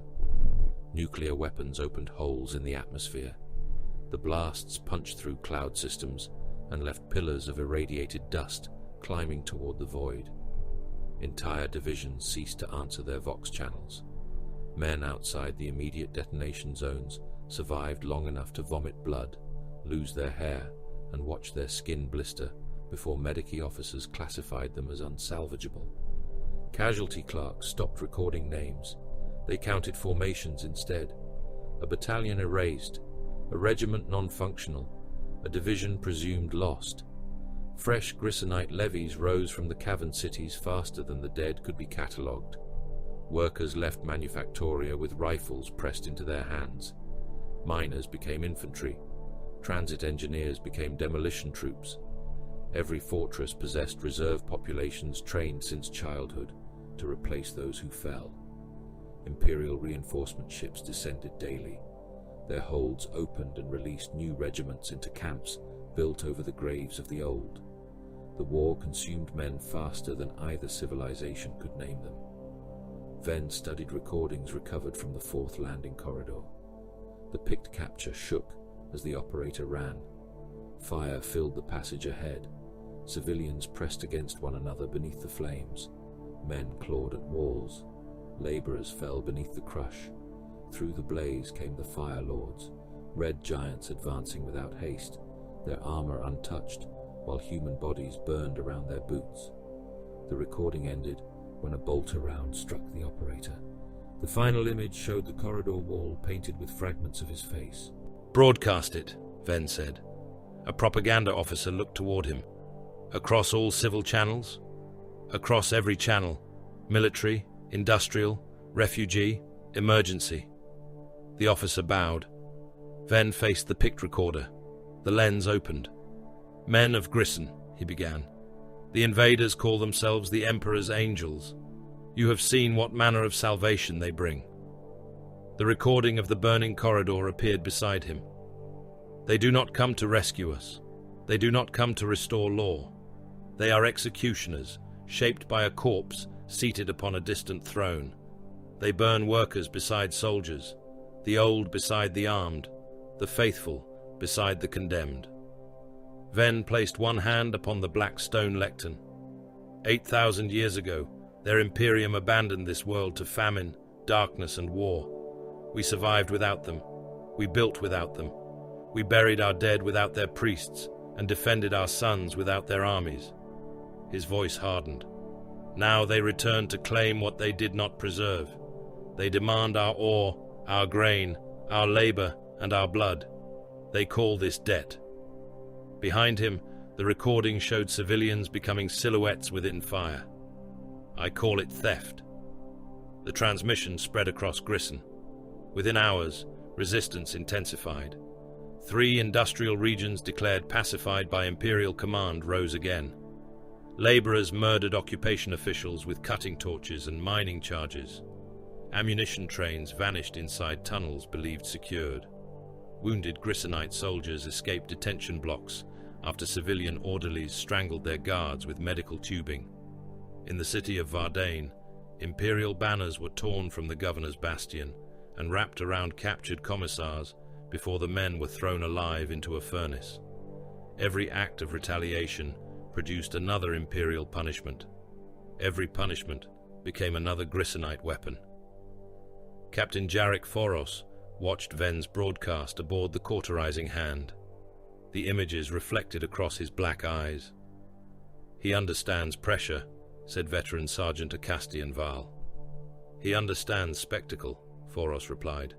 "Pressure requires control." The captain turned toward the tactical projection. Large formations had failed to break Grisson's network. The enemy dispersed authority faster than the Imperium could destroy it. Regional governors died and were replaced by deputies. Deputies died and command passed to military councils. Councils were annihilated, and local fortress prefects continued according to standing orders. Foros abandoned decapitation on the scale of armies. He reduced the blade. Assault marines descended upon missile silos hidden within mountain peaks. Jump packs burned through smoke as the Fire Lords fell behind the defensive lines. Melter bombs destroyed launch cradles. Chainswords opened men from shoulder to groin. One silo commander triggered a missile while Fire Lords fought inside the chamber.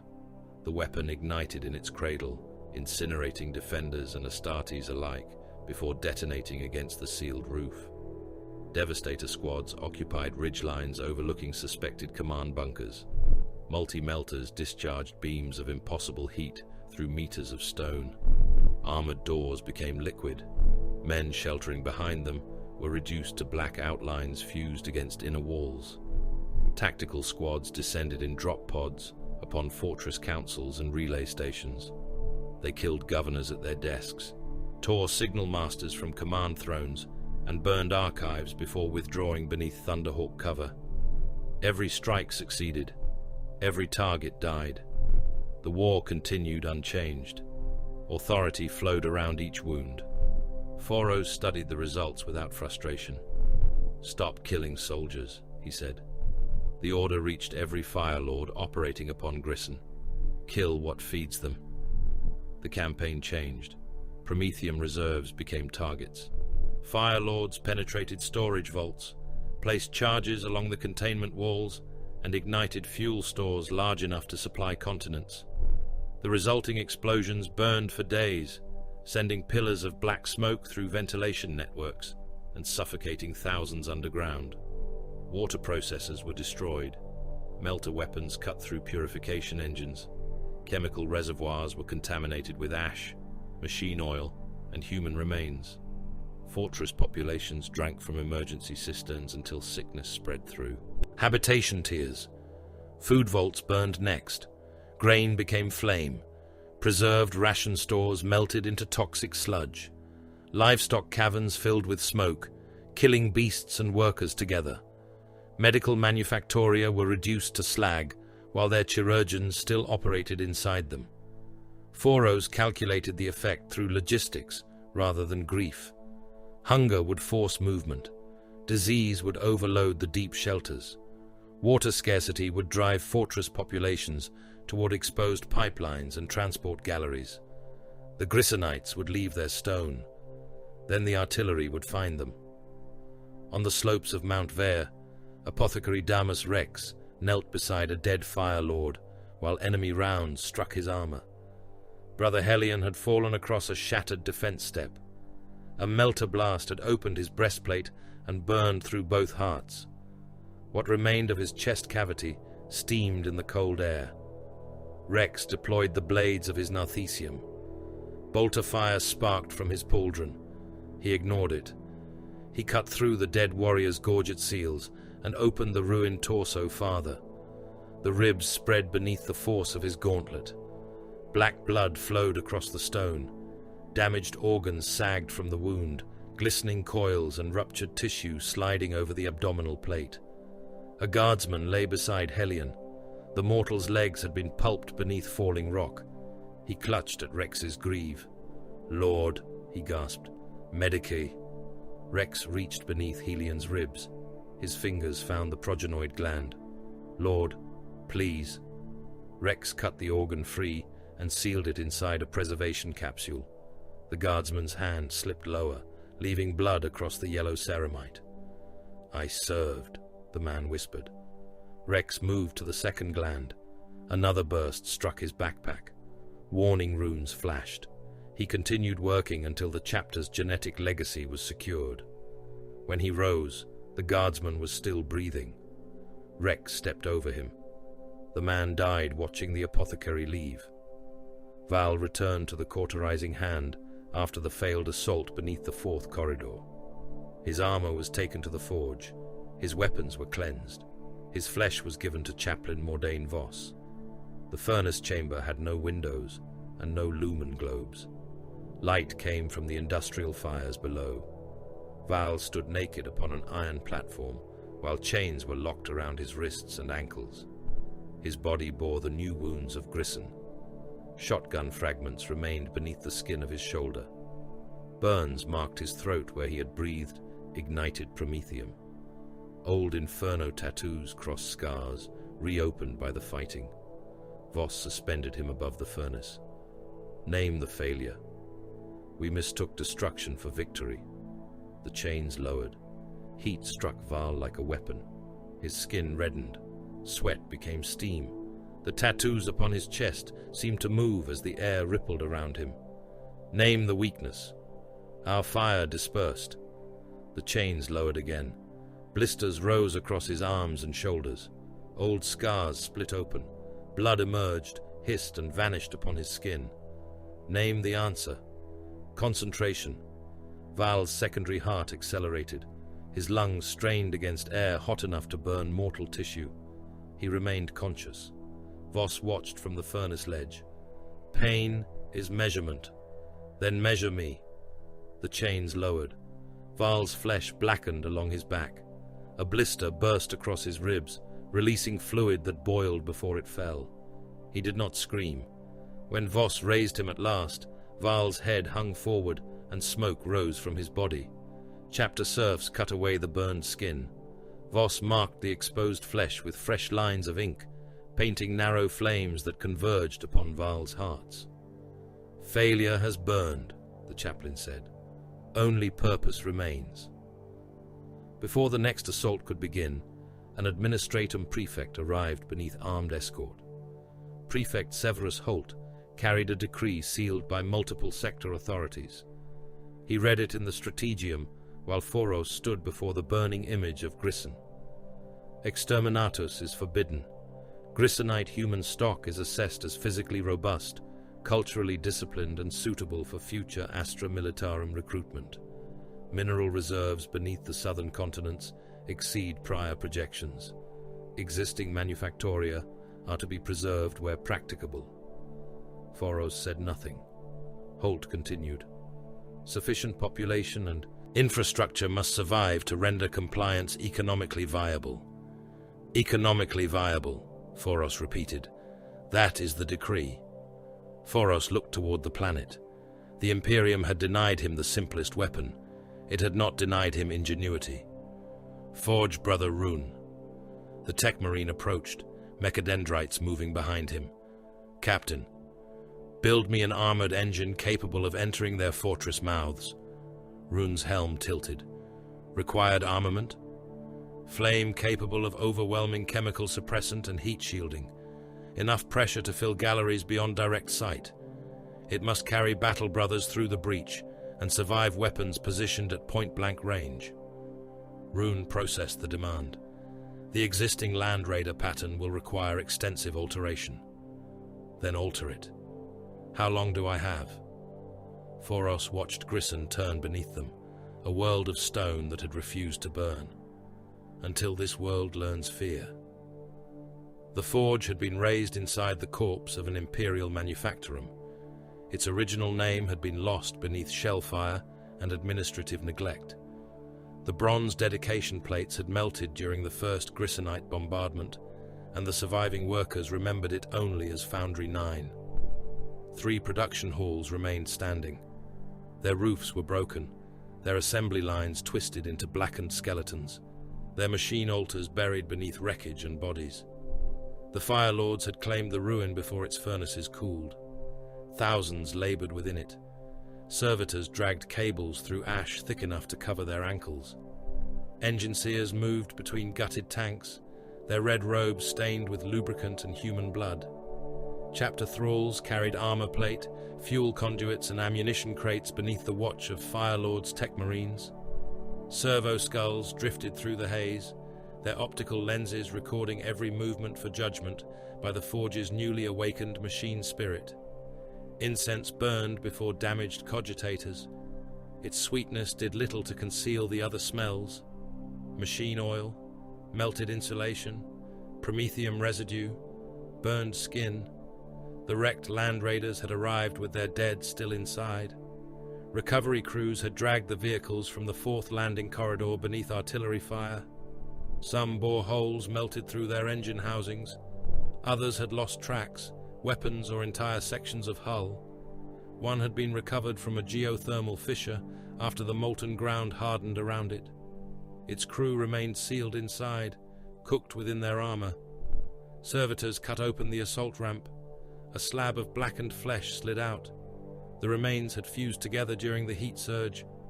A Fire Lord's arm protruded from the mass, still encased in red ceramite. Beneath it were the compressed bodies of mortal serfs, their bones calcined white, and their faces collapsed into featureless charcoal.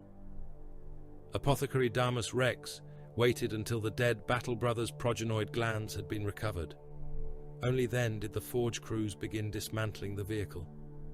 Forge brother Cordael Rune stood within the central hall, surrounded by hovering data projections. His armor was red, though much of it had been replaced by black iron plates bearing the cog-toothed sigil of Mars. 4 mechadendrites moved behind him, each ending in cutters, probes, or sacred tools. Binharic communion filled the noosphere around him, too rapid and layered for mortal understanding. Captain Jarek Foros watched from the edge of the forge dais. "The failing is confirmed," Rune said. His voice emerged through his helm grill in 2 tones. One was deep and human. The other was a metallic echo generated by the vox coders built into his throat. "State it." Rune summoned the tactical record of the assault. The hololith showed land raiders trapped within narrow approaches. Lascanon turrets fired from elevated apertures. Melter charges detonated beneath the tracks. Grissonite infantry moved through tunnel mouths beyond the firing arcs of the vehicle's primary weapons. "Conventional flame projection lacks pressure," Rune said. "The enemy's suppressants break the promethium stream before it reaches sufficient depth. Their thermal barriers divide the fuel front and vent heat into the geothermal exchangers." The image shifted. A land raider fired its Lascanons into a bunker entrance. The blast destroyed the outer wall, but soldiers emerged from connecting galleries seconds later. Long-range armament eliminates visible targets. It does not purge the interlinked chambers. The enemy withdraws beyond line of sight, repositions and returns through auxiliary passages.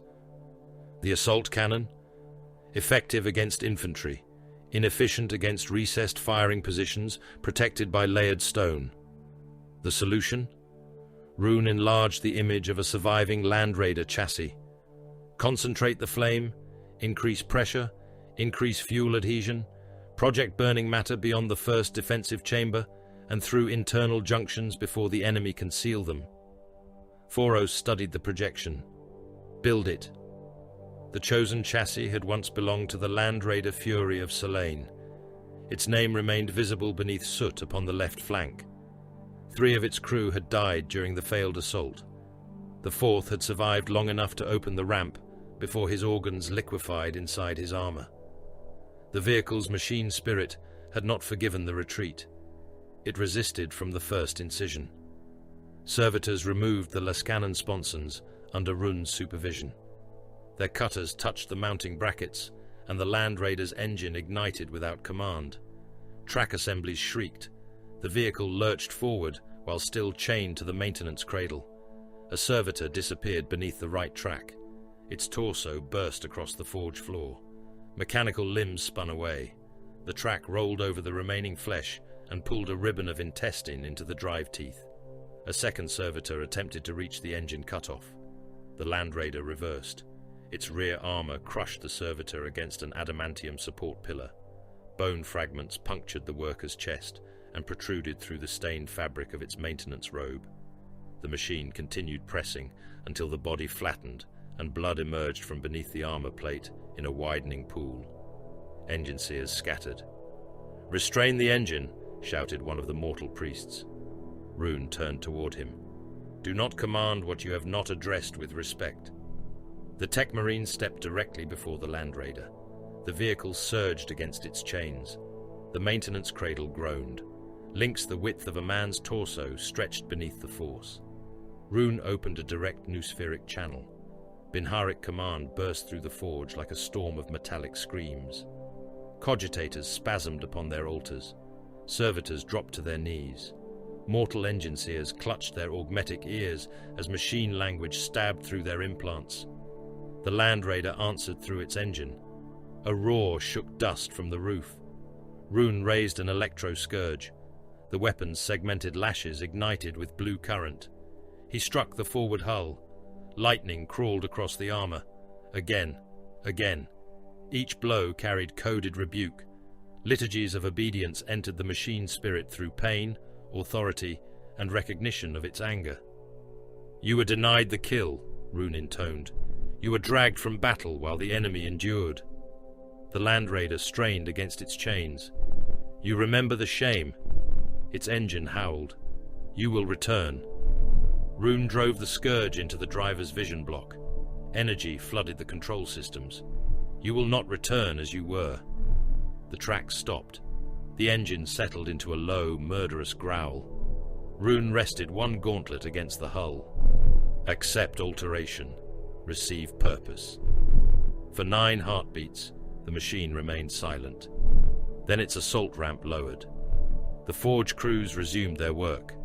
They removed the side-mounted weapon assemblies and cut into the internal fuel architecture. Ammunition spaces were stripped out. Coolant lines were widened and reinforced with heat-resistant alloys. Additional pumps were installed behind the sponson mounts, each protected by layered ceramite and shock-dampening braces. Fuel tanks filled the newly opened compartments. They were not passive reservoirs. Each was armored, pressurized, and divided into isolation chambers so that a single penetration could not ignite the entire load. Servitors crawled through the vehicle's interior, welding conduits around the troop bay and beneath the deck. Those who made mistakes were not removed. Their remains were sealed inside the walls as offerings to the machine spirit. The weapon assemblies took shape beside the chassis. They resembled enormous furnace mouths. Each flamestorm cannon contained layered pressure chambers, reinforced ignition coils, and a broad projector muzzle surrounded by heat-shielding vanes. The systems were designed to fire a thick, coherent stream rather than the dispersed spray of a conventional flamer. Rune stood over the first assembly while adepts mixed the fuel. Promethium entered the central reservoir.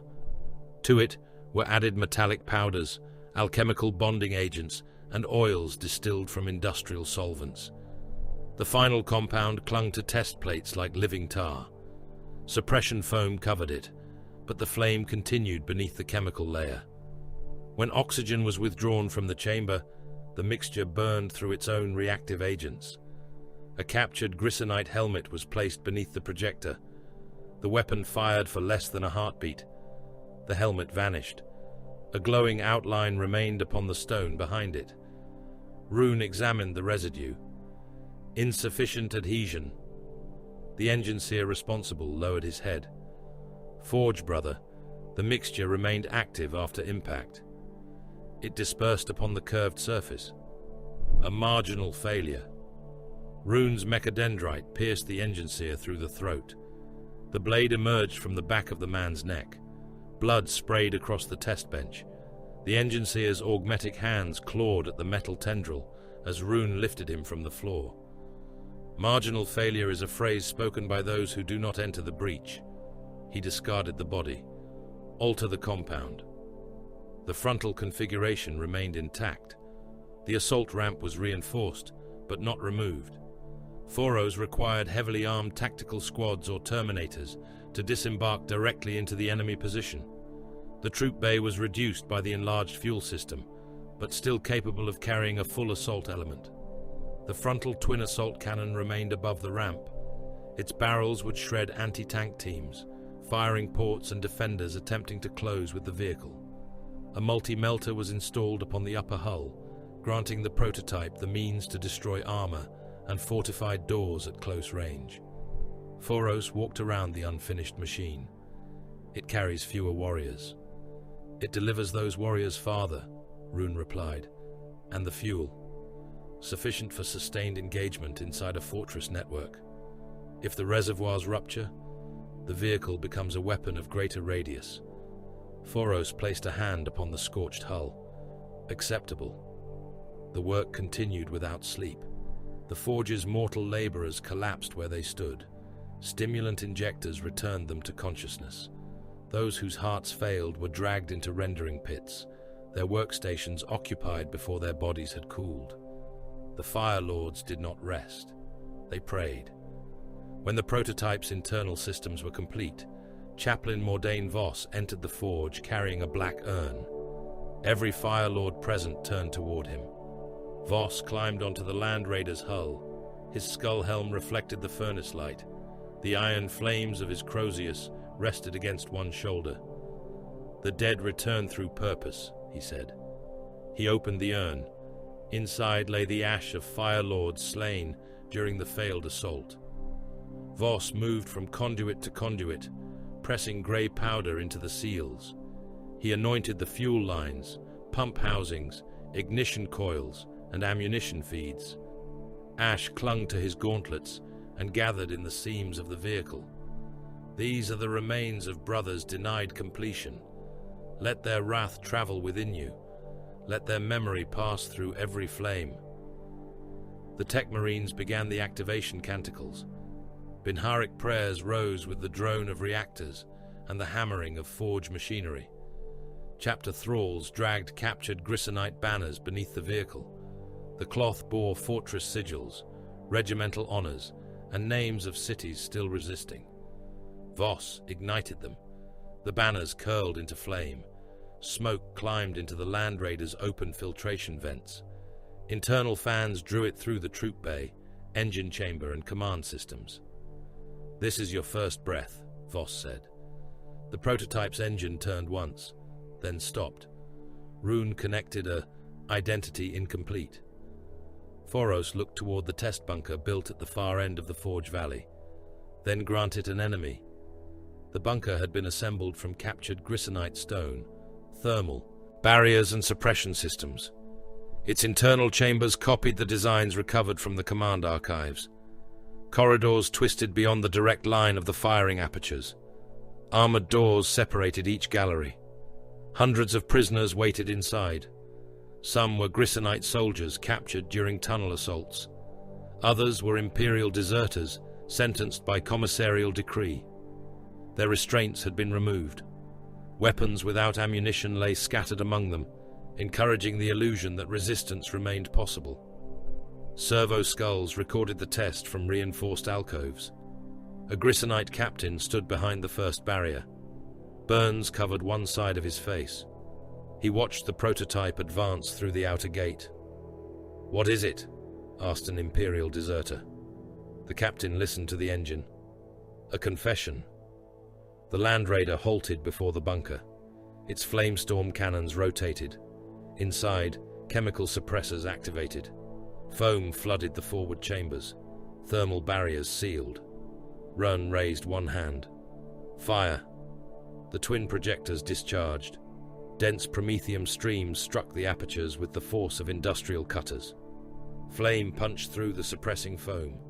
The burning compound coated the forward chamber, passed around blast shields, and continued through the adjoining galleries. The men nearest the apertures ceased to exist. Their bodies flashed into vapor, leaving red mist and fragments of white bone upon the rear walls. Those behind them ignited inside their armor. Skin blackened, fat liquefied. Blood boiled from eyes, ears, and mouths. Remember, don't forget to like, comment, and subscribe. Support helps. The fire turned corners. It poured beneath doors and through ventilation shafts. Men fled deeper, only to find flame emerging ahead of them. One deserter threw himself beneath a coolant pipe and clawed through its casing with bare hands. The line ruptured, covering him in freezing fluid. The promethium struck a heartbeat later and burned across the coolant without dimming. Suppression foam filled the final chamber. Prisoners buried themselves beneath it. The burning compound settled over the white chemical blanket. Flame continued beneath the surface. The foam swelled, darkened, and collapsed. Screaming became choking. Choking became silence. When the bunker was opened, the forward chambers contained little beyond ash and molten fittings. Farther inside, bodies had fused together in black heaps. Armor plates protruded from rendered flesh. Spines curved from pools of hardened fat. Jawbones lay embedded within the walls where pressure had hurled skull fragments through softened stone. Rune entered first. His boots cracked a layer of carbonized skin stretched across the floor. He examined the deepest chamber. Fuel penetration acceptable. Foros looked upon the dead. Acceptable is insufficient. Rune turned toward him. Then the next firing will be improved. The Grissonites attacked before that firing could occur. They entered the forge among labor columns arriving from the eastern camps. Stolen respirators concealed their faces. Imperial work robes covered ceramic armor and demolition harnesses. Their forged ident plates passed the outer servitors. The first warning came when a thrall's head burst beneath a suppressed autogun round. The commandos scattered. Melter charges struck the prototype's maintenance cradle. White fire erupted beneath the Land Raider. The blast lifted the vehicle from the deck. Armor supports folded. Fuel conduits split. A pressure tank began venting promethium vapor through the lower bay. Run stood beside the engine housing when the second charge detonated. 2 mechadendrites vanished. His left arm separated above the elbow. The blast tore through his hip and removed both legs beneath the pelvis. Fragments of black iron and pale flesh struck the wall behind him. He landed beside the prototype. Warning klaxons filled the forge. "Reactor surge!" cried an engine seer. "Containment failing!" Rune dragged himself toward the Land Raider with his remaining arm. Blood and sacred oils trailed from the ruin of his body. Exposed augmetic cables twitched beneath him. One shattered mechanical limb scraped against the deck, attempting to obey commands without joints remaining. Val's squad entered through the northern access. Bolters opened fire. The first commando took a shell through the abdomen. His torso burst, throwing blood across the heated fuel pipes. Another lost his head, the explosion scattering fragments of mask and skull into the laborers behind him. The commandos fired into the pipes. Promethium sprayed across the bay. A detonation charge ignited it. Living flame rolled beneath the gantries. Workers disappeared inside it. Men ran with burning robes welded to their skin. Servitors continued carrying ammunition while their flesh burned from their frames. An engine seer stumbled from the blaze with his metal face glowing and both organic hands reduced to black claws. The Fire Lords fought within the inferno. Val struck one commando with his chainsword and drove him against a reservoir.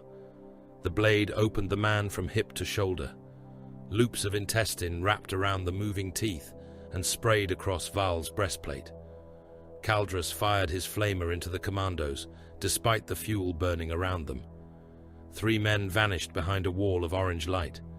One emerged with his respirator melted into his face and fired until Val's bolt pistol removed his chest. A commando reached the prototype's assault ramp. Rune caught his ankle. The man looked down at the mutilated tech marine and raised a cutting tool. Rune's remaining mechadendrite punched through his groin, entered the abdomen, and emerged beneath the ribs.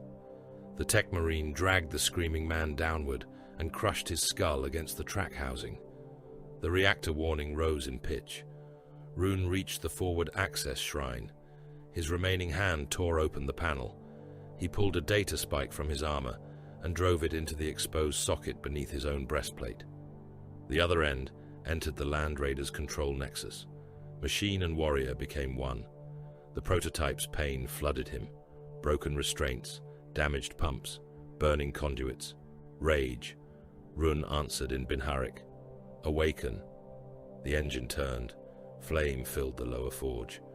Awaken. The twin assault cannons spun. The barrels fired into the remaining commandos, cutting men apart across the waist and hammering their severed bodies against the walls. Awaken. The Land Raider drove forward from its shattered cradle. Its tracks crushed wreckage, corpses, and burning servitors.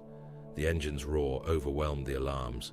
Flamestorm cannons rotated through smoke, their muzzles glowing. The surviving Grissonites fled. The prototype fired. The lower bay became a furnace. When silence returned, Rune remained connected to the machine. Half his body was gone. Blood had dried across the access shrine. His voice emerged through the Land Raider's external Vox speakers.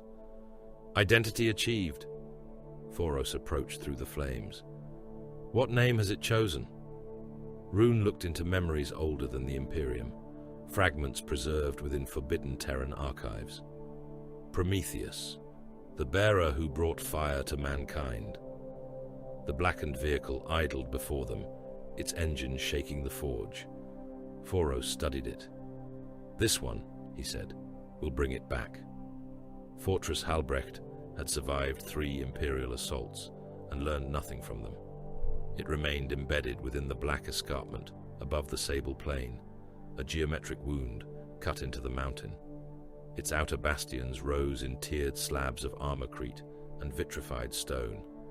Gun galleries overlooked every approach. Retractable Lascanon turrets slept behind thermal shutters. Missile silos waited beneath ridges shaped to resemble natural rock. Kilometers of trenchwork spread before the main gate, each line connected to the next by buried galleries wide enough to move infantry unseen beneath artillery fire. The Astra Militarum had attacked it with men, armor, and faith. Halbrecht had answered with mathematics. The first assault had lost 9 regiments before reaching the second trench belt. The second had placed 2 Baneblades beneath the outer wall, only for both super-heavy tanks to vanish when the ground beneath them collapsed into a melt-aligned excavation. The third had ended after Grissonite counter-batteries destroyed nearly every basilisk supporting the advance. Hundreds of Imperial tanks remained upon the plain. Some had burned down to hollow shells. Others lay overturned, their tracks still turning in the wind. The dead were packed around them in drifts, uniforms faded by ash and radiation. Grissonite labor crews had used the corpses to mark artillery ranges. Stakes had been driven through torsos at regular intervals, transforming the battlefield into a surveyor's grid made from human remains. Captain Jarek Foros studied the fortress through the command feed of the cauterizing hand. "Why Halbrecht?" asked Colonel Lukendrav. "Because it has survived." That answer explains nothing. It explains everything. Foros enlarged the eastern approach. The hololith showed wrecked guard formations, collapsed trenches, and the surviving heat signatures within the fortress. If the engine succeeds here, the design is proven. If it fails, the men and machinery allocated to the test were already assessed as expendable. Drav looked at the casualty projections. "You mean to use another army as bait? I mean to use an army." The distinction was final. Prometheus waited beneath camouflage screens 3 kilometers behind the Imperial line. The Land Raider no longer resembled the vehicle dragged from the 4th landing corridor. Its hull had been reinforced with additional ceramite plates, each surface blackened by forge smoke and ritual flame. Twin flamestorm cannons occupied the side mounts, their wide projector muzzles surrounded by layered heat vanes. Pressurized fuel lines ran beneath armor casings, marked with Binharic warnings and the names of fallen fire lords. Forge brother Cordael Rune existed inside it. Most of his lower body remained absent. He had refused removal from the machine after the Forge attack. His surviving torso rested within an armored restraint frame behind the command shrine, connected to the Land Raider by bundles of data cables and nutrient lines. Replacement augmetics had been prepared, but not installed. Rune claimed the separation between flesh and engine improved his communion with the vehicle's machine spirit. His voice now emerged from Prometheus itself. Reactor heart stable, fuel pressure sanctified, assault cannon alignment pure, machine spirit attentive. Veteran Sergeant Acastian Val stood inside the troop bay with 7 fire lords. The reduced space forced them shoulder to shoulder. Red armor pressed against red armor. Yellow helms faced the assault ramp. Mag-locked bolters hung against breastplates. Chainswords rested in scabbards marked with dried blood. Val listened to the vehicle breathe. Pumps cycled behind the walls. Fuel moved through reinforced conduits. The engine's growl traveled through the deck and into the bones of every warrior aboard. "Attentive?" Val asked. Rune answered through the internal vox. "Angry." "Better." Outside, the barrage began. Basilisks fired from pits dug behind the Sable Plain. Earthshaker rounds crossed the sky in shrieking arcs and struck the upper defenses of Fortress Halbrecht. Rock and armorcrete erupted from the escarpment. Gun towers vanished beneath smoke, only to reappear moments later with their shields scorched but intact. Manticores added their storm. Missiles climbed on pillars of flame, separated into multiple warheads, and descended across the mountain. Entire ridges disappeared behind white detonations. The pressure waves flattened dead forests and rolled guard corpses across the plain like discarded cloth. Thunderfire cannons fired from hardened positions nearer the front. Their first salvo burst above the trench belts. Fragmentation clouds descended through firing slits and ventilation grills. Grissonite defenders died beneath armor without seeing the weapons that killed them. The second salvo penetrated the soil before detonating. Communication galleries collapsed. Stone folded inward. Men were compressed between floor and ceiling until bones punched through flesh and armor. Those trapped in surviving cavities heard the dead settling around them while dust filled their lungs. The third salvo walked toward the fortress gate. Prometheus advanced behind it. The camouflage screens fell away. The Land Raider rolled onto the plain, while artillery explosions opened and closed around it. Its reinforced tracks crushed abandoned rifles, helmets, and bodies. A guardsman's corpse became caught beneath the left assembly. The bones broke in sequence, producing a rhythm beneath the engine until the remains disappeared into the churned soil behind them. Lascanon fire struck the forward hull. The first beam splashed across the armor and left a white-hot scar. The second penetrated an outer plate before dying against the reinforced layer beneath it. Warning icons flickered across. Val's visor. Damage superficial, Rune said. An artillery shell struck beside the vehicle. The blast lifted Prometheus along one side. Fire Lords leaned into their restraints as the Land Raider crashed back onto its tracks. The deck buckled beneath one of Val's boots. The engine did not slow. Buried charges detonated in sequence. Earth rose in black fountains. A lesser tank would have overturned or split apart. Prometheus drove through the explosions, its machine spirit growling through the hull. One track assembly shed 2 links, caught them again beneath its weight, and ground onward across the broken metal. The Grissonites realized the vehicle was not stopping. Gunfire shifted toward it. Missiles crossed from concealed emplacements. Autocannon shells hammered the sponsons. A melter beam passed beneath the left flamestorm cannon and cut a glowing trench along the lower hull. Rune's voice filled the bay. Range attained. The flamestorm cannons fired. The sound was not the roar of an ordinary flamer. It was the exhalation of an industrial god. Dense streams of burning promethium crossed the shattered approaches and struck Halbrecht's outer firing galleries. The fuel entered apertures no wider than a man's head. Pressure drove it through corridors, around blast shields, and beneath internal doors. Fire appeared where no direct line of sight existed. Defenders emerged from hidden exits already aflame. One man staggered onto the battlements with his armor burning from within. Heat had entered through the seals around his respirator and boiled the moisture beneath his skin. His face split along the cheeks. White fluid and blood streamed from the cracks before his eyes burst and ran down the inside of his visor. Another tore off his helmet. His hair and ears came away with it. He took 3 steps before the pressure inside his skull forced fragments of cooked brain through the wound beneath his jaw. Those who remained sealed inside died more slowly. The promethium consumed oxygen throughout the galleries. Ventilation systems reversed in an attempt to purge the heat, and instead drew flame deeper into the fortress. Men suffocated inside bunkers, whose walls glowed red around them. Some pressed their mouths against coolant vents until their tongues froze to metal.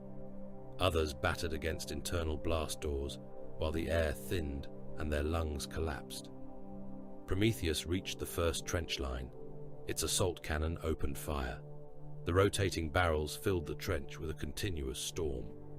Grissonite soldiers became red vapor against the rear wall. Bodies burst at the waist. Severed torsos tumbled beneath the tracks, while limbs spun into the smoke. The Land Raider drove through the trench rather than crossing it.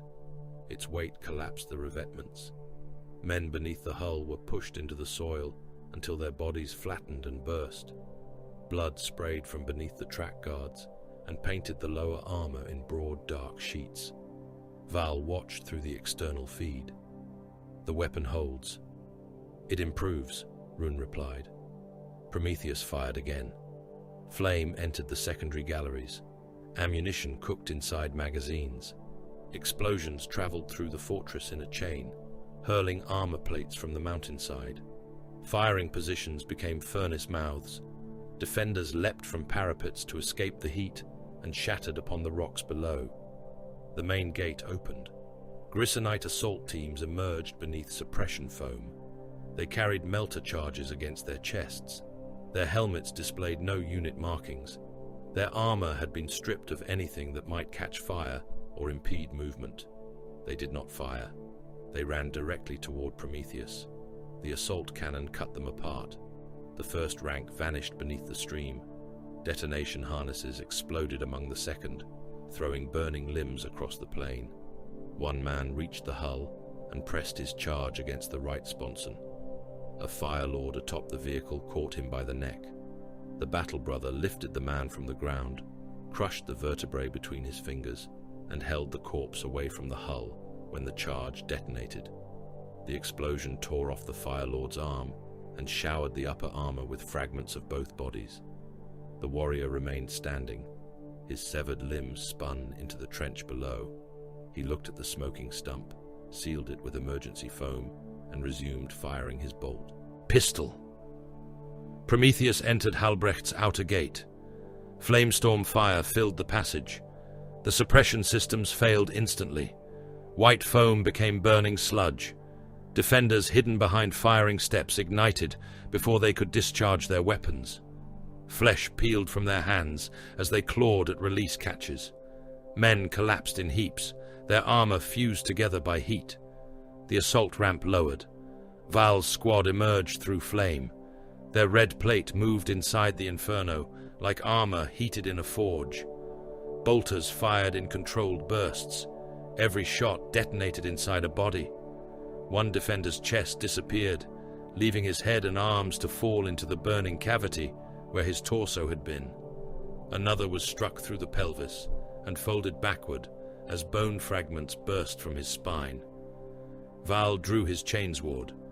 A Grissonite officer charged from the smoke with a power maul held in both hands. Val caught the descending weapon against his blade. The chain teeth screamed along the energy field. He drove his shoulder into the man's chest and crushed him against the wall. The officer's breastplate collapsed inward. Ribs snapped. One pierced the heart. Another entered the lung. Val heard the man's final breath rattle through blood before he forced the chainsword beneath the gorget and removed the head. Fortress Halbrecht did not fall cleanly. It died by chambers. Fire lords purged every junction. Thunderfire shells collapsed escape galleries. Prometheus advanced whenever resistance thickened, filling connected passages with burning fuel. The defenders attempted to retreat deeper and discovered that flame had traveled ahead of them through ventilation shafts. Men suffocated in sealed command rooms. Others emerged into corridors slick with rendered fat and were shot down by fire lords waiting beyond the fire. By nightfall, the fortress ceased transmitting. Rune remained linked to Prometheus as damage reports scrolled through his mind. The design had survived. He transmitted every alteration to the tech marines of the task force. Fuel ratios, pressure tolerances, sponson reinforcement, coolant routing, track bracing, ignition coil redundancy. The data spread from forge to forge across the Imperial beachheads. Damaged land raiders were hauled beneath repair gantries. Lascannon housings were cut away. Fuel tanks were installed. Flamestorm cannon assemblies began to take shape in parallel. None possessed the original machine spirit of Prometheus. Each reacted differently to alteration. One refused ignition until its crew burned the banners of 3 Grissonite regiments beneath its engine. Another crushed a servitor and accepted the blood as sacrifice. A third remained silent until Rune transmitted the memory of Halbrecht's fall directly into its command shrine. The Fire Lords were no longer creating a prototype. They were assembling a spearhead. High Castellan Othmar Venn received the report beneath Mount Carthax. The fall of Halbrecht appeared upon the hololith as a blackened section of the northern defense ring. Thermal images showed flame moving through galleries designed to withstand bombardment, chemical attack and siege. It entered the gate? Ven asked. Yes, High Castellan. How long did the outer works hold? Less than 2 hours. And the deep galleries? Silent after 6. Ven stared at the burning fortress. The Imperial tank had done what armies could not. It had not merely breached stone, it had converted the defensive network itself into a weapon against those inside it. Mine every fortress approach with concentrated melter charges. We have already done so. Double them. That will strip reserves from the capital. Strip them. He turned toward the officers assembled around him. Form close assault cadres, volunteers only, no expectation of return. They will strike the vehicles at point-blank range and detonate beneath the sponsons, tracks, and engine housings. A prefect swallowed. How many cadres? As many as there are men willing to die before those engines reach Carthax. Ven looked toward the capital's command staff. Begin dispersal. No one spoke. They understood what the order meant. Carthax had always been presented as immovable. Its ministries, command councils, and archives were carved into the mountain because the mountain could not flee. Now, the Fire Lords possessed a weapon capable of entering it. Command personnel began leaving through the deep transit lines. Regional councils received sealed authorities. Succession orders multiplied.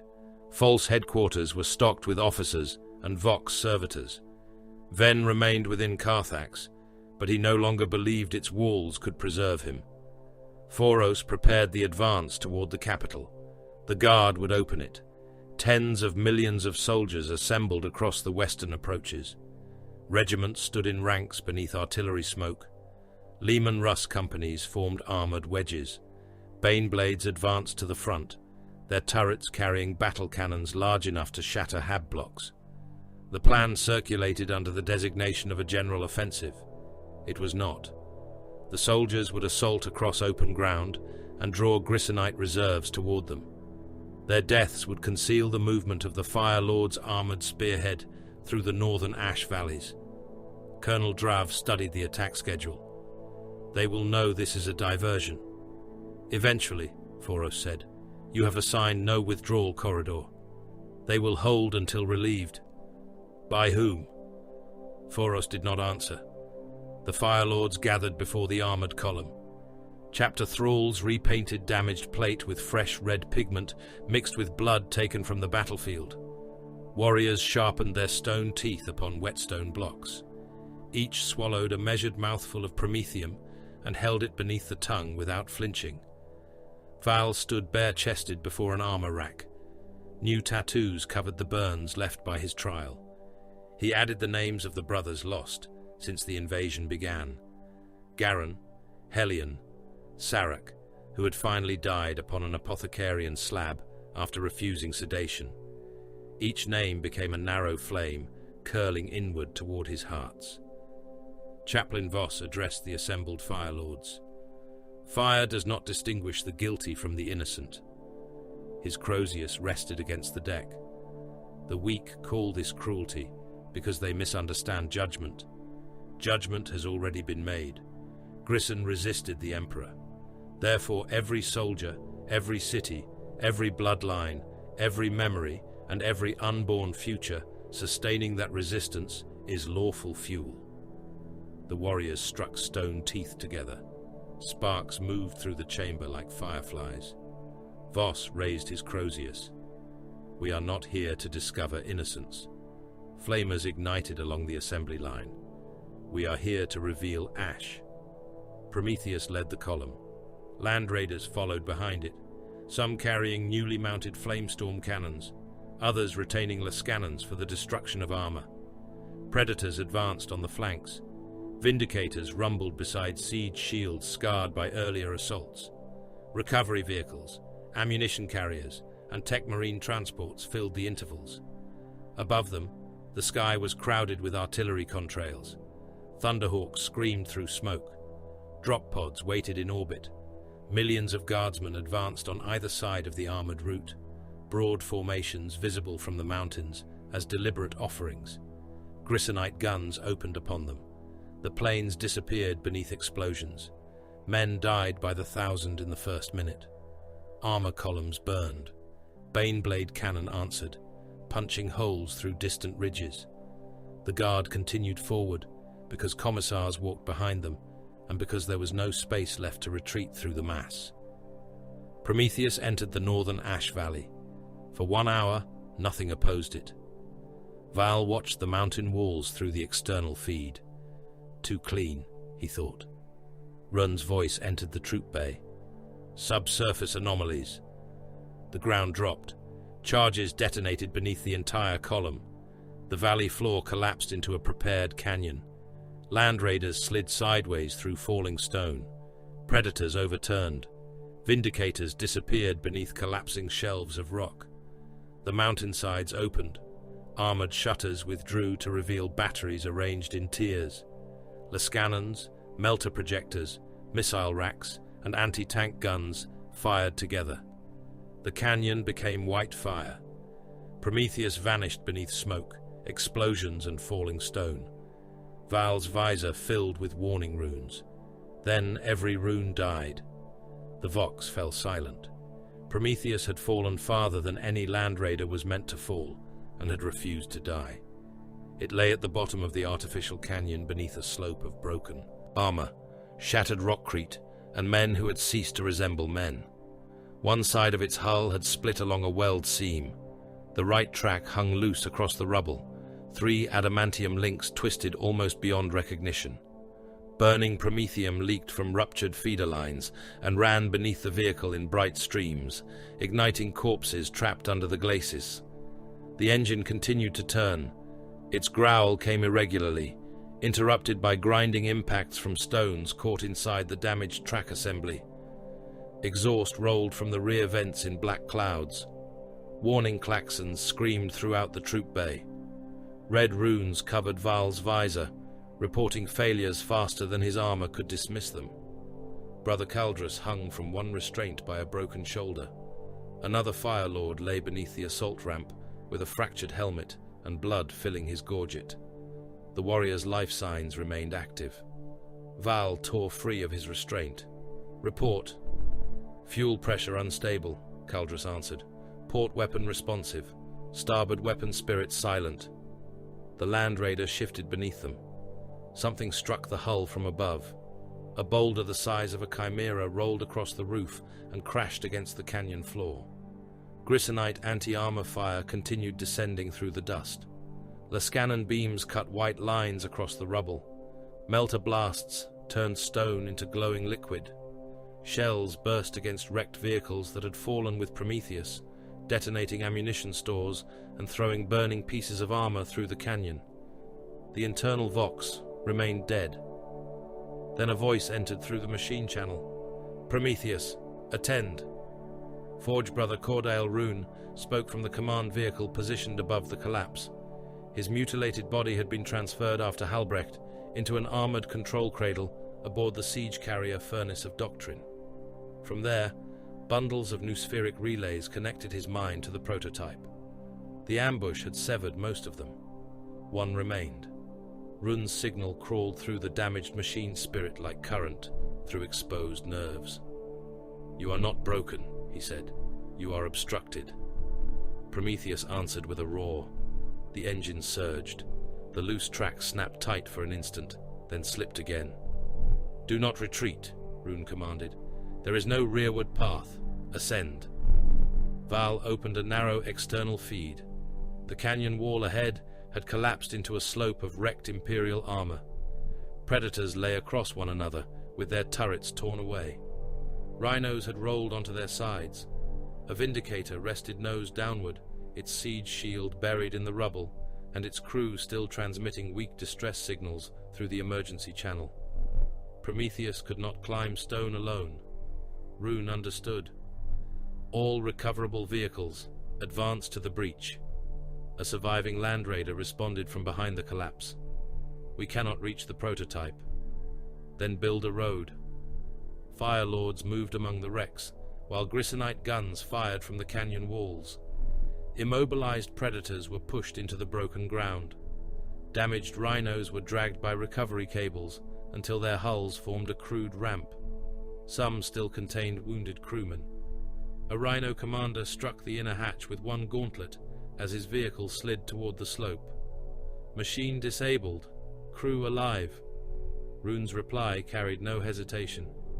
Your armor remains useful. The rhino struck the rubble sideways. Its wounded occupants were thrown against the internal walls. One Fire Lord's skull cracked against a restraint bracket. Another had lost both legs beneath the knee and tried to drag himself toward the rear hatch as the hull settled beneath the weight of a predator. Prometheus advanced. Its damaged track climbed onto the rhino's flank. Ceramite groaned beneath ceramite. The transport's roof caved inward. The wounded warriors inside disappeared beneath folding armor. Bolter magazines detonated in the compartment, punching flashes through split seams. Prometheus rolled over them. It climbed across a second wreck. The body of a vehicle gunner protruded from the open cupola. The Land Raider's track caught him at the shoulders and pulled him apart. His torso vanished beneath the hull, while his arms remained hanging from the hatch by strips of armor webbing. The slope rose. Prometheus pushed into it, crushing wrecks deeper into the broken ground. Behind it, surviving Land Raiders found purchase upon the same road of ruined machines and dead brothers. Grissonite assault teams descended from the canyon walls. They wore stripped armor and carried melter charges across their chests. Some rappelled from firing galleries. Others jumped directly onto the moving vehicles, trusting impact harnesses and fanaticism to carry them through the fall. Storm bolters opened fire. The first man burst apart before his boots touched the hull. His charge detonated in the air, scattering molten fragments across the canyon wall. A second landed upon the left sponson and reached for the activation stud. 3 bolt rounds entered his spine. The explosions threw his lungs and pieces of vertebrae across the weapon housing. More followed. One Grissonite reached the engine deck. He drove a magnetic charge into the armor beside a ruptured fuel line and began the arming sequence. Val disengaged the upper hatch. He climbed into cannon fire. Wind and heat struck him at once. The canyon was a furnace of dust, burning fuel and weapon discharge. Shot fragments rang from his armor. He crossed the roof in 3 strides. The attacker turned. Val seized his right arm above the elbow. He pulled. The man's shoulder joint tore apart. Muscle stretched, split and released. The arm came free with a wet rip, carrying strips of skin and part of the upper chest with it. The Grissonite screamed through his respirator. Val reversed the severed limb and drove the exposed bone through the man's visor. The sharpened humerus entered beneath one eye and emerged behind the ear. Blood flooded the mask. The attacker remained alive, convulsing around the bone as Val lifted him by the throat. The charge continued, counting down. Val tore it free, crushed the arming mechanism inside his gauntlet, and threw the man over the side. The body struck the right track. For one instant, the Grissonite stared upward, with the severed arm protruding through his skull. Then Prometheus rolled over him. The track flattened the chest, burst the abdomen, and carried ropes of intestine into the damaged drive assembly. The body vanished beneath the rear armor in pieces.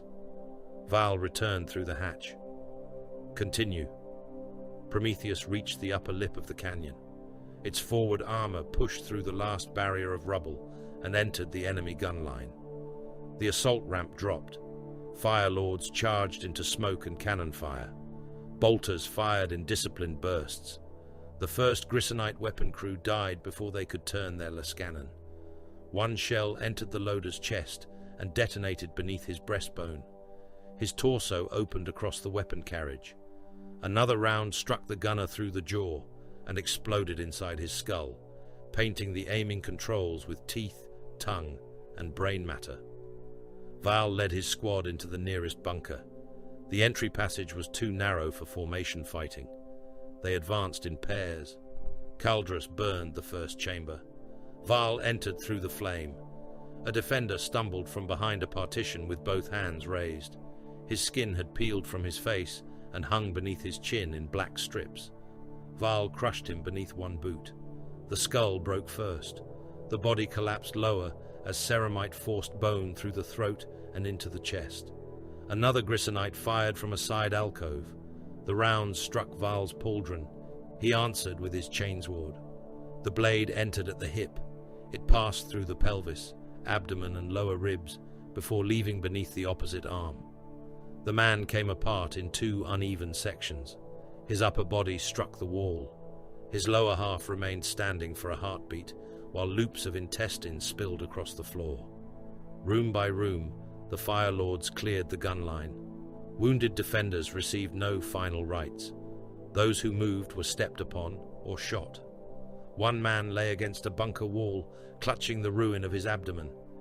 Brother Caldrus pressed a boot into the open wound and continued forward. The pressure forced organs through the soldier's mouth before his spine broke. The Grisonites attempted to withdraw through rear galleries. Thunderfire cannons fired from beyond the canyon. Forge brothers tracked the fleeing heat signatures through the recovered fortress schematics. Subterranean shells struck the escape routes seconds before the defenders entered them. The passages collapsed. Hundreds died beneath the stone. Others found themselves trapped between the fallen galleries and the advancing Fire Lords. Drop pods descended behind them. The pods struck the upper ridge like meteors. One landed directly upon a retreating infantry block, crushing men and turning the ground beneath the hull into a red depression. Explosive bolts fired. The doors opened. Fire Lords emerged into the rear positions. The Grisonites were caught between Astartes' squads. Flamestorm weapons purged the connecting galleries. Burning promethium moved through bends and ventilation shafts, reaching men who could not see the tanks firing it. Defenders hammered at sealed blast doors, while fire entered through grills above them. The oxygen disappeared. Screams weakened into choking gasps. Prometheus advanced beyond the gun line. Behind it came the guard. The breach was not wide enough for the numbers committed to it. Infantry columns compressed until men advanced shoulder against shoulder over ground hidden beneath corpses. The dead lay so thickly that soldiers could no longer distinguish earth from flesh. Boots sank into opened bodies. Rib cages collapsed under marching feet. Hands protruded from the mud and caught at greatcoats. Heads rolled between track assemblies. Blood mixed with ash and hydraulic fluid until the entire approach became a dark paste. Grisonite artillery found the column. Shells descended among the packed formations. One company vanished inside a single explosion. Men at the edge of the blast were stripped to bone. Those farther away were thrown across the breach, trailing organs from opened abdomens. Helmets filled with fragments of skull. Rifles landed among formations whose owners no longer existed. The guard continued. Some hesitated. Commissars shot them. A young infantryman stopped beside a mound of bodies, staring at a face that resembled his own. The commissar behind him placed a bolt pistol against his neck and fired. The man's head burst forward across the soldiers in front. "Advance in the Emperor's name!" Replacement battalions stepped over him. Colonel Lucan Drav watched from a command chimera moving behind the breach. He could no longer count the regimental standards passing into the fire. Fresh units marched through the remains of those destroyed moments earlier. The wounded crawled toward the edges and were crushed beneath transport tracks. "Forward elements report entry into the outer city," his Vox operator said. Drav looked toward Carthax. The capital rose from the mountain like a fortress cut from a single block of black stone. Habitation towers surrounded the first defensive ring. Bridges crossed geothermal channels. Armored shutters covered plazas large enough to hold armies. Prometheus reached the first streets. Anti-tank fire came from habitation blocks. Grisonite teams fired from windows, roof galleries, and concealed apertures built between civilian chambers. Melter beams struck the land raiders' flanks. Missiles descended from upper levels. Ruin marked the structures. Fire. The flamestorm cannons turned toward the hab blocks. Burning fuel entered windows and ventilation ducts. The lower levels ignited first. Flame climbed through stairwells and transit shafts. entire structures became vertical furnaces. Glass burst outward. Bodies struck the streets from above. Men leapt from upper levels with clothing and hair aflame. Some died on impact. Others survived the fall with shattered limbs and crawled across the road while fire consumed their backs. A worker struck the street beside Prometheus. Both legs broke through the skin. White bone emerged from his thighs. He lifted one hand toward the Land Raider before the track rolled over his chest and squeezed blood from his mouth in a thick sheet. Civilian Vox channels filled with screams. The Fire Lords did not redirect their weapons. The structures formed part of the defense grid. Therefore, they were weapons. At the center of the first ring stood the Furnace Gate. It was not a gate in the ordinary sense. It was an armored wall built between two mountain spurs, layered with stone, adamantium, and geothermal shielding. Gun emplacements covered its upper tier. Beneath them waited the command crawler of Marshal Darian Venn, eldest son of the High Castellan. Darian watched Prometheus approach through smoke. His crawler carried no conventional ammunition. Its rear compartment housed a plasma reactor removed from an industrial power station. Containment fields had been weakened. Detonation charges surrounded the core. If the crawler reached the Land Raider, the resulting explosion would vaporize everything within the gate approach. "Open the shield," Darian ordered. The Furnace Gate's lower armor separated. His crawler accelerated. Prometheus fired its assault cannon. Rounds tore through the forward plating, but failed to stop the heavy vehicle. One shell passed through the driver's compartment, bursting the crewman across the controls. An auxiliary servitor assumed guidance. Darian remained strapped within the command throne. He saw the red Land Raider grow larger. "Grissom endures," he said. Captain Foros stepped from behind a shattered Vindicator. He carried a multi-melter braced against one shoulder. Targeting runes aligned within his yellow helm. The weapon fired. The beam struck the crawler's front. Armor vanished into incandescent vapor. The driver's compartment ceased to exist. Darian's lower body disappeared with it. Molten metal, organs and fragments of the command throne sprayed across the Furnace Gate. The remains of the crawler turned sideways. Its reactor containment failed. Foros fired again. The second melter blast penetrated the core before full detonation. Plasma erupted upward in a contained spear, tearing the crawler apart and showering the gate with burning debris. Something struck Foros's breastplate. A blackened piece of Darian Venn's skull slid down the red ceramite and fell into the ash. Foros stepped over it. "Bring the engine forward." Prometheus faced the Furnace Gate. Both flamestorm cannons fired. Prometheum struck the armor in continuous streams. The outer plates resisted. The fire entered seams, vents, and maintenance channels. Internal support structures heated beyond tolerance. The gate began to sag. Grissonite defenders attempted to reinforce it from within. They died as flame entered the machinery galleries. Engineers burned beside control shrines. Hydraulic systems burst. Molten lubricant flowed across the lower chambers and carried burning men beneath the gate mechanisms. Prometheus continued firing. Metal screamed. The upper section collapsed. The assault cannon opened upon defenders fleeing from the inner works. Shells struck backs, shoulders, and skulls. Men burst apart beneath the falling gate. Those who survived the gunfire were crushed by descending armor. Prometheus drove through while the structure was still falling. Stone and adamantium struck its roof. The cracked hull groaned. The damaged track ground across bodies and debris. Behind it, the surviving Land Raiders entered Carthax. The first defensive ring had broken. For the first time since the campaign began, an Imperial spearhead had opened a route into the capital itself.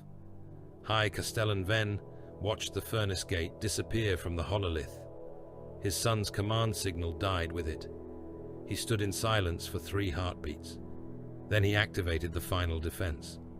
Across Carthax, entire districts descended beneath armored shutters. Bridges retracted. Plazas split apart. Geothermal vents opened beneath the streets, and released superheated ash into the avenues. The city vanished inside a grey storm.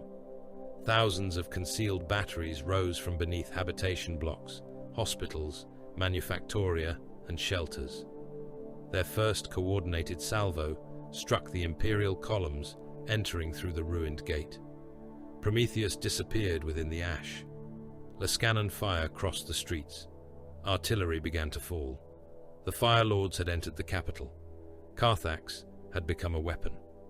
Carthax did not possess streets. It possessed firing lanes disguised as streets.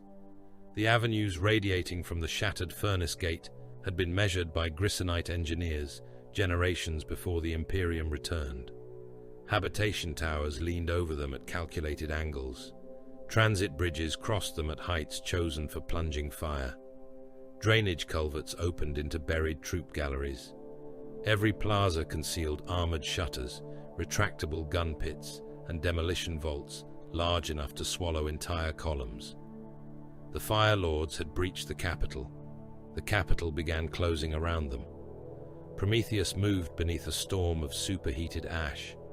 Its damaged tracks ground over broken stone, corpses, and the remains of defensive barricades.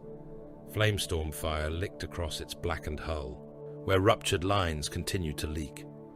Forge Brother Rune remained joined to the machine through the command relay, his thoughts moving through damaged Auspex arrays and weapon spirits. "Thermal contacts above," he transmitted. Veteran Sergeant Acastian Val raised his bolter toward the towers. Thousands of heat signatures shifted behind walls. Infantry? Infantry. Weapons. Civilian concentrations. Concealed generators. The distinction meant nothing. "Mark all." Prometheus fired. Burning fuel struck the lower tower and entered ventilation shafts. Flames spread upward through service galleries. Grissonite soldiers emerged from hidden firing ports already burning, their ceramic armor glowing around the seams. Civilians hammered at sealed windows while smoke filled the habitation levels behind them. The tower's foundations detonated. Armor-crete supports sheared apart. The entire structure tilted over the avenue. "Forward!" Val ordered. Prometheus accelerated as the hab block descended. Thousands of tons of stone crashed behind the Land Raider. The collapse buried guard armor following through the breach. Chimeras disappeared beneath the falling mass. Soldiers vanished so completely that their Vox transmissions ended without screams. Every building could do the same. The Fire Lords did not attempt to preserve them. Vindicators entered the avenue behind Prometheus and fired point-blank into the lower levels of every structure overlooking the route. Demolisher shells struck with enough force to remove entire sections of habitation tower. Walls folded inward. Floors collapsed one upon another, grinding soldiers and civilians between slabs of rockcrete. Lehman Russ Punishers advanced beside them. Rotary cannon fire raked windows, balconies, and firing apertures. Streams of shells turned men into drifting red fragments. A Grissonite gunner disappeared from a tower opening, leaving only his lower legs standing behind the weapon mount. The fire continued through the chamber and killed the loading crew behind him. The broad avenue became a tunnel of ruins. Colonel Lucan Drav watched the city consume his armies from the command cupola of his chimera. Hundreds of millions fought across the capital region. The number had ceased to describe men. It described a pressure exerted against stone. Regiments entered Carthax through the furnace gate and vanished into streets already filled with the dead. Fresh divisions arrived from the western plains before those ahead could report their destruction. Supply convoys stretched for hundreds of kilometers behind the front. Fuel carriers, ammunition haulers, medici transports, and troop trucks filled every surviving road. Artillery batteries fired without pause. Basilisk barrels glowed dull red beneath cooling shrouds. Crews worked stripped to the waist despite the ashfall, loading shells until their hands split and bled through insulated gloves. When barrels warped, engine seers blessed replacement tubes, while nearby guns continued firing. Some crews died beside their weapons from exhaustion. Others fell when their lungs filled with ash despite respirators. No one replaced the dead individually. Entire labor details were marched forward and assigned to abandoned guns. Drav's command display showed losses faster than he could absorb them. A regiment buried in the southern transit cut. 3 armor companies destroyed beneath a collapsing viaduct. 6 battalions suffocated inside a sealed habitation district. A field hospital overrun by Grissonite assault cadres. Supply Corridor 7 is blocked, reported his adjutant. Bodies have filled the underpass. Clear it. Recovery vehicles cannot enter. Then use infantry. The adjutant looked toward him. Colonel, stack the dead against the walls and open the road. Drav heard his own voice and no longer recognized it. Men were sent forward with hooks, shovels, and tow cables. They dragged corpses by the ankles and wrists. Bodies swollen by heat split when moved. Intestines uncoiled across the roadway. Men worked knee-deep in blood, while supply trucks idled behind them. The underpass reopened within the hour. The war above the streets never ended.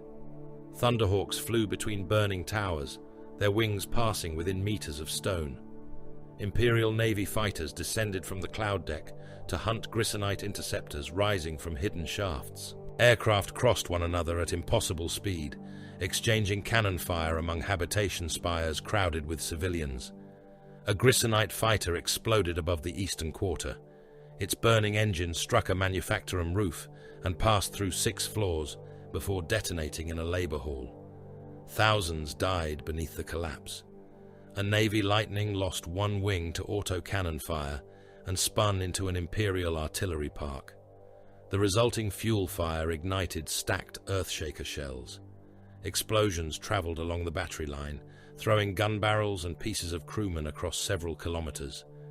Then a Thunderhawk came down. Its starboard engine burned. 1 wing had been torn open, exposing ammunition feeds and the bodies of 2 Fire Lords still locked within restraint cradles. The pilot tried to lift over a defensive bastion, but the damaged engines failed. The gunship descended across a refugee avenue. Men ran beneath it.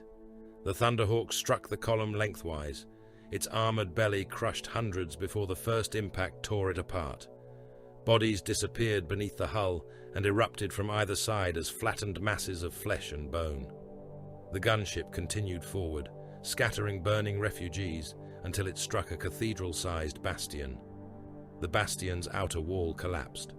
The Thunderhawk's fuel and ammunition detonated inside it. Flame burst from prayer galleries, firing decks and reliquary chambers. Human remains rained across the streets. A severed hand struck Drav's cupola and remained there, fingers twitching against the glass. He did not order it removed. Beneath the city, Val entered the ossuary network. The municipal dead of Carthax had been stored there for centuries. Passage walls were built from stacked skulls, sealed behind bronze mesh. Long chambers contained bones arranged by district, profession, and year of death. Grissonite engineers had converted the tombs into ammunition magazines, transit routes, and ambush chambers. The bones had become fortifications. Val's squad descended through a breach opened by melter charges. Their boots crushed finger bones and teeth across the steps.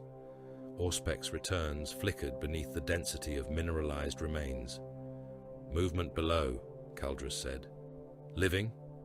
Indeterminate. The dead interfered with the scans. Bolter fire answered the uncertainty. Rounds struck the stairwell from beneath.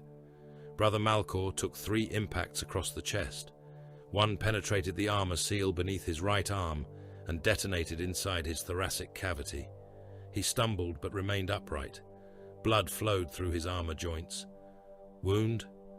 Secondary lung ruptured. Continue. The Fire Lords descended. The first ossuary chamber opened around them, its pillars made from femurs bound in iron wire. Grissonite soldiers fired from behind walls of skulls. Each bolter reply shattered ancient remains and living bodies together. A shell entered one defender's shoulder and exploded beneath the neck. His head spun into the darkness, trailing strips of flesh. The detonation scattered hundreds of skull fragments through the chamber. White splinters struck Firelord armor like sleet. Caldrus used flame. Promethium rolled across the bone walls. Centuries of human remains blackened and collapsed. Defenders burned where they crouched behind them. Ancient skulls burst in the heat, throwing teeth and shards into the air. The ossuary became an ash chamber. A Grissonite assault team emerged through a burial shaft behind the squad. Their industrial cutters ignited. Val turned as the first attacker struck Malkor's damaged side. The cutting disc entered beneath the pauldron. Malkor seized the man by the head and closed one gauntlet. The helmet deformed.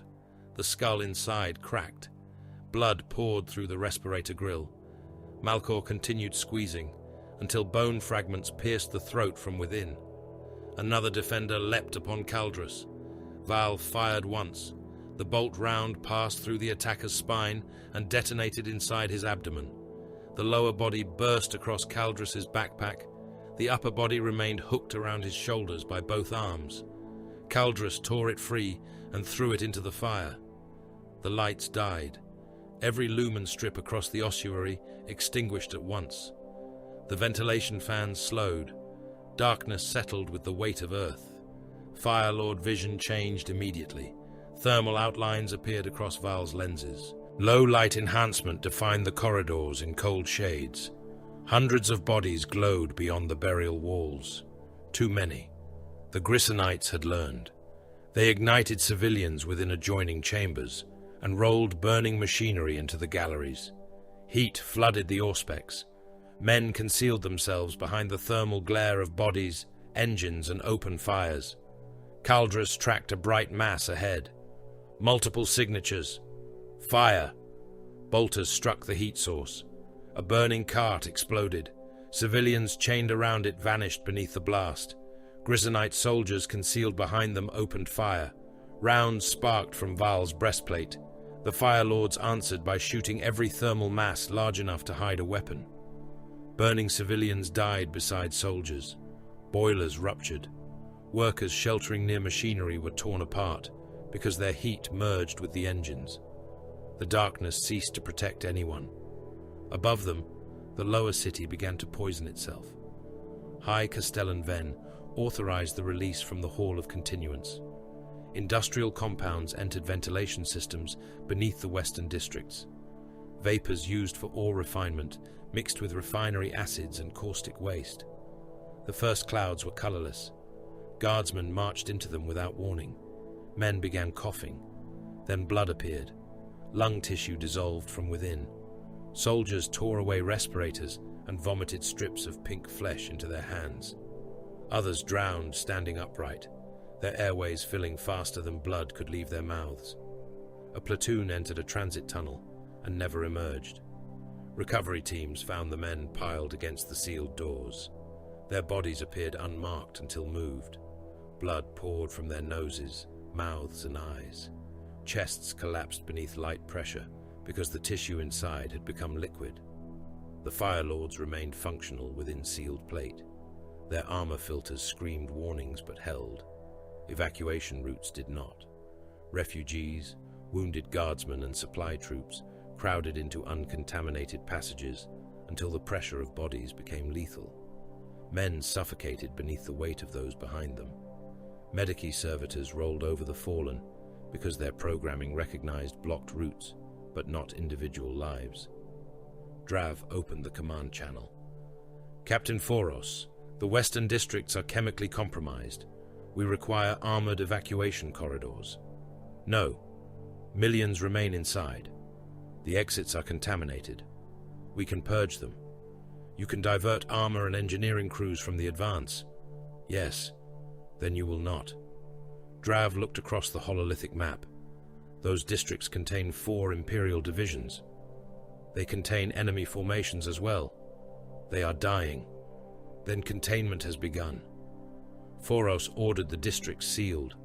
Blast doors closed across transit routes. Guard soldiers reached them from inside and hammered at the metal. Officers screamed identification codes into dead Vox receivers. Behind them, the chemical clouds advanced. No doors opened. The Grissonites inside the sealed sector continued firing. Phoros ended the delay. Prometheus and 3 converted land raiders moved to the district's gas reserve nexus. Multi-melters cut through containment walls. Promethium flooded exposed conduits. Run understood the intended reaction. Oxygen consumption will exceed local replacement capacity. Confirmed, Phoros said. Pressure collapse will extend beyond the sealed sector. Acceptable. The reserve ignited. Fire ran through the gas network beneath the district. Flames erupted from towers, sewer vents, and transit shafts. The combustion consumed the available oxygen with terrifying speed. Men did not burn. They suffocated. 12 million Grissonites and 3 million guardsmen clawed at throats that could find no air. Lungs strained against emptiness. Blood vessels burst in eyes. Men collapsed across streets, stairs, and firing positions, while weapons remained loaded in their hands. The pressure wave followed. Windows exploded outward. Doors tore from hinges. Corpses were blown from towers and carried through the ash like leaves. Bodies struck buildings hard enough to burst. Those beyond the sealed district survived only to discover their lungs ruptured by the sudden pressure change. Men stood intact for several moments, confused by the blood pouring from their mouths, before collapsing with no visible wound. Drav entered Phoros's forward command chamber after the fires stabilized. The captain stood before a tactical display showing the cleared sector. 15 million, Drav said. Estimated. 3 million wore the uniform of the Astra Militarum. They were already strategically lost. They were alive. They occupied ground that could not be recovered without greater expenditure. You killed them. The enemy killed them when it compromised the district. You ignited the atmosphere. I concluded the engagement. Drav stepped closer. That was murder. Phoros turned. The captain's stone teeth showed behind lips blackened by smoke. Murder is unlawful. He placed one yellow gauntlet against the hilt of his weapon. I carry the law. Drav understood that one more word might kill him. He left without saluting. The discovery came beneath the city archives. Val's squad breached a sealed chamber beyond the ossuary network. Its doors bore administratum sigils older than most surviving imperial institutions. The aquila had not been defaced. It remained intact beneath layers of dust. Inside waited parchment vaults, cogitator cores, and brass data cylinders protected by stasis fields. Tech marines awakened the archive. Ancient text spread across Val's visor. Sector catastrophe, warp route collapse, tithe suspension authorized, temporary exemption pending restoration of stable imperial contact. The decree bore seals that appeared authentic. Grisson had not simply ceased payment. Its tithe had been formally suspended during a forgotten disaster. The suspension had never been rescinded because the administratum had lost the world, the decree, and the memory of both. Val read the final lines twice. The rebellion may have begun as obedience to a lawful imperial order. Billions had died because Terra rediscovered the debt, but not the exemption. The war was not punishment for treason. It was the correction of an accounting error. The charter did not bring silence to the imperial command chamber. It brought accusation. Administratum Prefect Severus Holt stood before the hololithic projection with both hands clenched around the haft of his seal staff. The parchment image turned above the strategium table, enlarged until its archaic clauses filled the air in lines of faded high Gothic. Wax seals hung beneath the decree. Cog-toothed authentication marks identified offices that had ceased to exist before Holt's bloodline had entered the service of the administratum. Counterfeit, he said. Colonel Lucan Drav looked across the table at him. The seals have passed every verification rite. Then the verification engines are compromised. The cipher structure predates the present sector archive. Then it was created by someone familiar with obsolete forms. The stasis field was intact. Holt struck the deck with his staff. Counterfeit. The word echoed beneath the vaulted ceiling. Around them, Munitorum officers, navy commanders, ecclesiarchal representatives and fire lords watched the dispute. Beyond the armored walls, Carthax continued to burn, Artillery impacts moved through the mountain as distant tremors. Every few seconds, dust drifted from the stone ribs above the strategium. Captain Jarek Foros stood motionless at the head of the table. The charter's light passed over his red armor and yellow vambraces. His helm remained beneath one arm, exposing the inferno tattoos across his face. The black stone fragments set into his gums showed whenever his lips parted. Holt turned toward him. "Captain, this document cannot be permitted to influence prosecution of the campaign. Its existence invites sedition among the ranks and undermines lawful tithe authority." Foros regarded the parchment. "Is it authentic?" "That question is immaterial." Colonel Drav laughed once. There was no humor in it. "You have called it counterfeit for the last quarter hour. Because it is. You do not know that.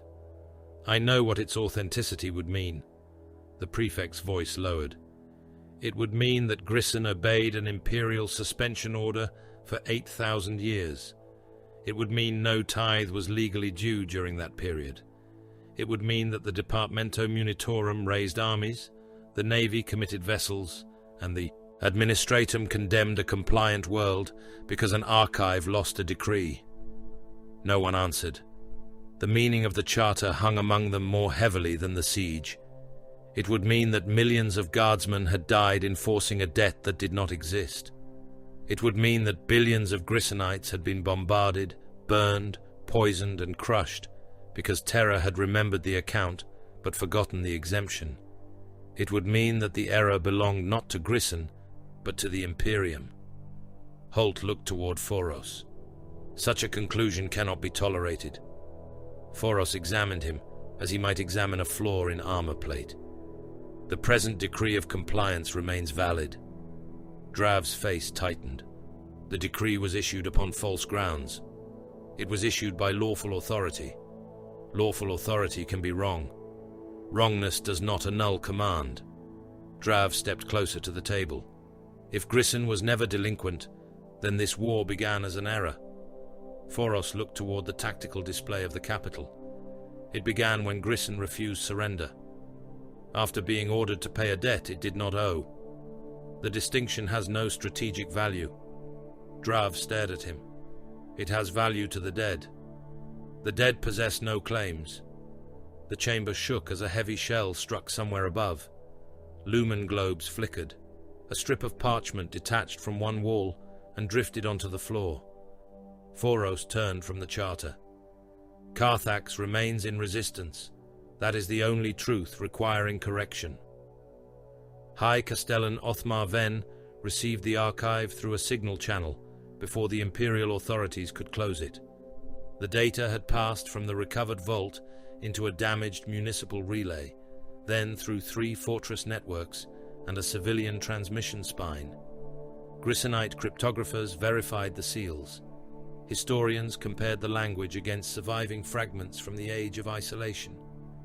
Every test returned the same result: authentic.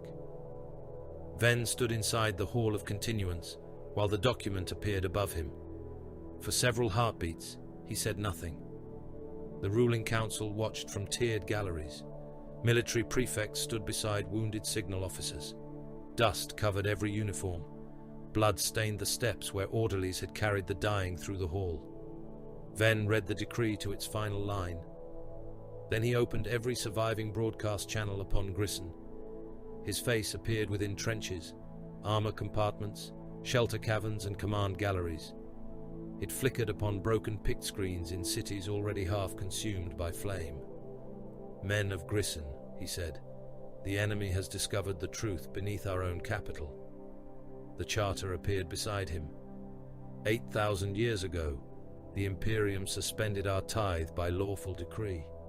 It abandoned the routes to our world. It failed to restore contact. It lost the order, lost our name, and lost all memory that Grisson existed. Ven placed one hand upon the black stone lectern. Now it has returned to punish us for obeying what it commanded. Across the world, men stopped to listen. Soldiers preparing to surrender lowered white signals. Armor crews halted evacuation from ruined redoubts. Workers gathered around vox horns, while artillery shook the caverns above them. The Imperium has murdered billions to correct its own incompetence, Ven continued. It has burned our cities so that no clerk upon distant terror need admit fault. It has fed its own soldiers into our guns, then called their deaths righteous, because truth threatens its pride. His expression remained hard. They will destroy this evidence. They will call it forgery. They will erase the names of the dead and record only that a rebellious world was brought to heel. The charter turned beside him. Therefore, survival is no longer enough. Ven's voice became colder. You fight now, so that the truth cannot be buried without cost. Every corridor held, every engine destroyed, and every invader slain becomes witness. Let them write their lie in ash. Make them use oceans of it. The effect was immediate. Grissonite companies that had abandoned their positions returned to the line. Fortress commanders executed officers who still argued for capitulation. Civilian militias opened sealed armories. Wounded men crawled from medici vaults and demanded rifles. At the southern defensive ring, 3 battalions raised surrender lamps before the broadcast. Afterward, they extinguished them and detonated the bridge beneath an advancing guard column. In the eastern towers, laborers tore down evacuation notices and welded transit doors shut behind themselves. They understood that the Fire Lords would burn them where they stood. They remained because the dead could not be accused of cowardice. Resistance hardened overnight. The Administratum responded before the sun rose. Prefect Holt entered the archive chamber beneath escort, accompanied by seal-bearers, armed clerks, and sanctioned executioners. Val's squad stood before the vault doors. Their armor carried ash from the ossuary network. Blood had dried across their greaves. Holt raised his staff. By authority of the Adeptus Administratum, all copies of the recovered document are to be surrendered for destruction. The archive is placed under departmental seal. No Astartes interference will be tolerated. Veteran Sergeant Acastian Val looked down at him. You issue an order. I issue law. To whom? To every servant of the Imperium present. Val's stone teeth showed behind his lips. You should choose a smaller audience. Captain Foros entered behind the prefect. The clerks bowed. The executioners lowered their weapons. Holt turned, relief briefly softening his face. Captain, you will instruct your warriors to release the archive. Foros walked to the hololithic terminal. The charter glowed above it. Burn the data, he said. Holt exhaled. Immediately. Forge Brother Cordale Rune transmitted the command through the noosphere. Cogitators opened their cores. Data wafers heated inside their housings. Magnetic fields collapsed. Parchment copies passed into furnace slots. The charter vanished line by line. Holt watched until the final seal disappeared. Wise, he said. The integrity of imperial authority must stand above the ambiguities of antique records. Foros turned toward him. You ordered an Adeptus Astartes captain. The prefect's expression changed. I transmitted a directive issued by competent authority. You spoke as though I were subordinate to you. The Administratum possesses jurisdiction over tithe matters, not over me. Holt took one step backward. Captain, I intended no insult. Intent is irrelevant. Foros closed one gauntlet around the prefect's skull. Holt struck at the armor with his staff. The seal staff broke against Foros's breastplate. No, Holt gasped. I am an ordained prefect of the Holy Administratum. Foros tightened his grip. Bone cracked beneath yellow ceramite. Holt screamed. His jaw dislocated. One eye swelled from its socket. Blood ran from his nose and ears as the pressure increased. You demanded the destruction of truth, Foros said. That was permitted. The skull fractured. You presumed command. Foros closed his fist. The prefect's head collapsed with a wet grinding sound. Bone fragments pierced the scalp. Brain matter and dark blood ran between the captain's fingers, falling in thick ropes across Holt's robes. The body remained upright for a moment. Then it folded beneath the ruined head.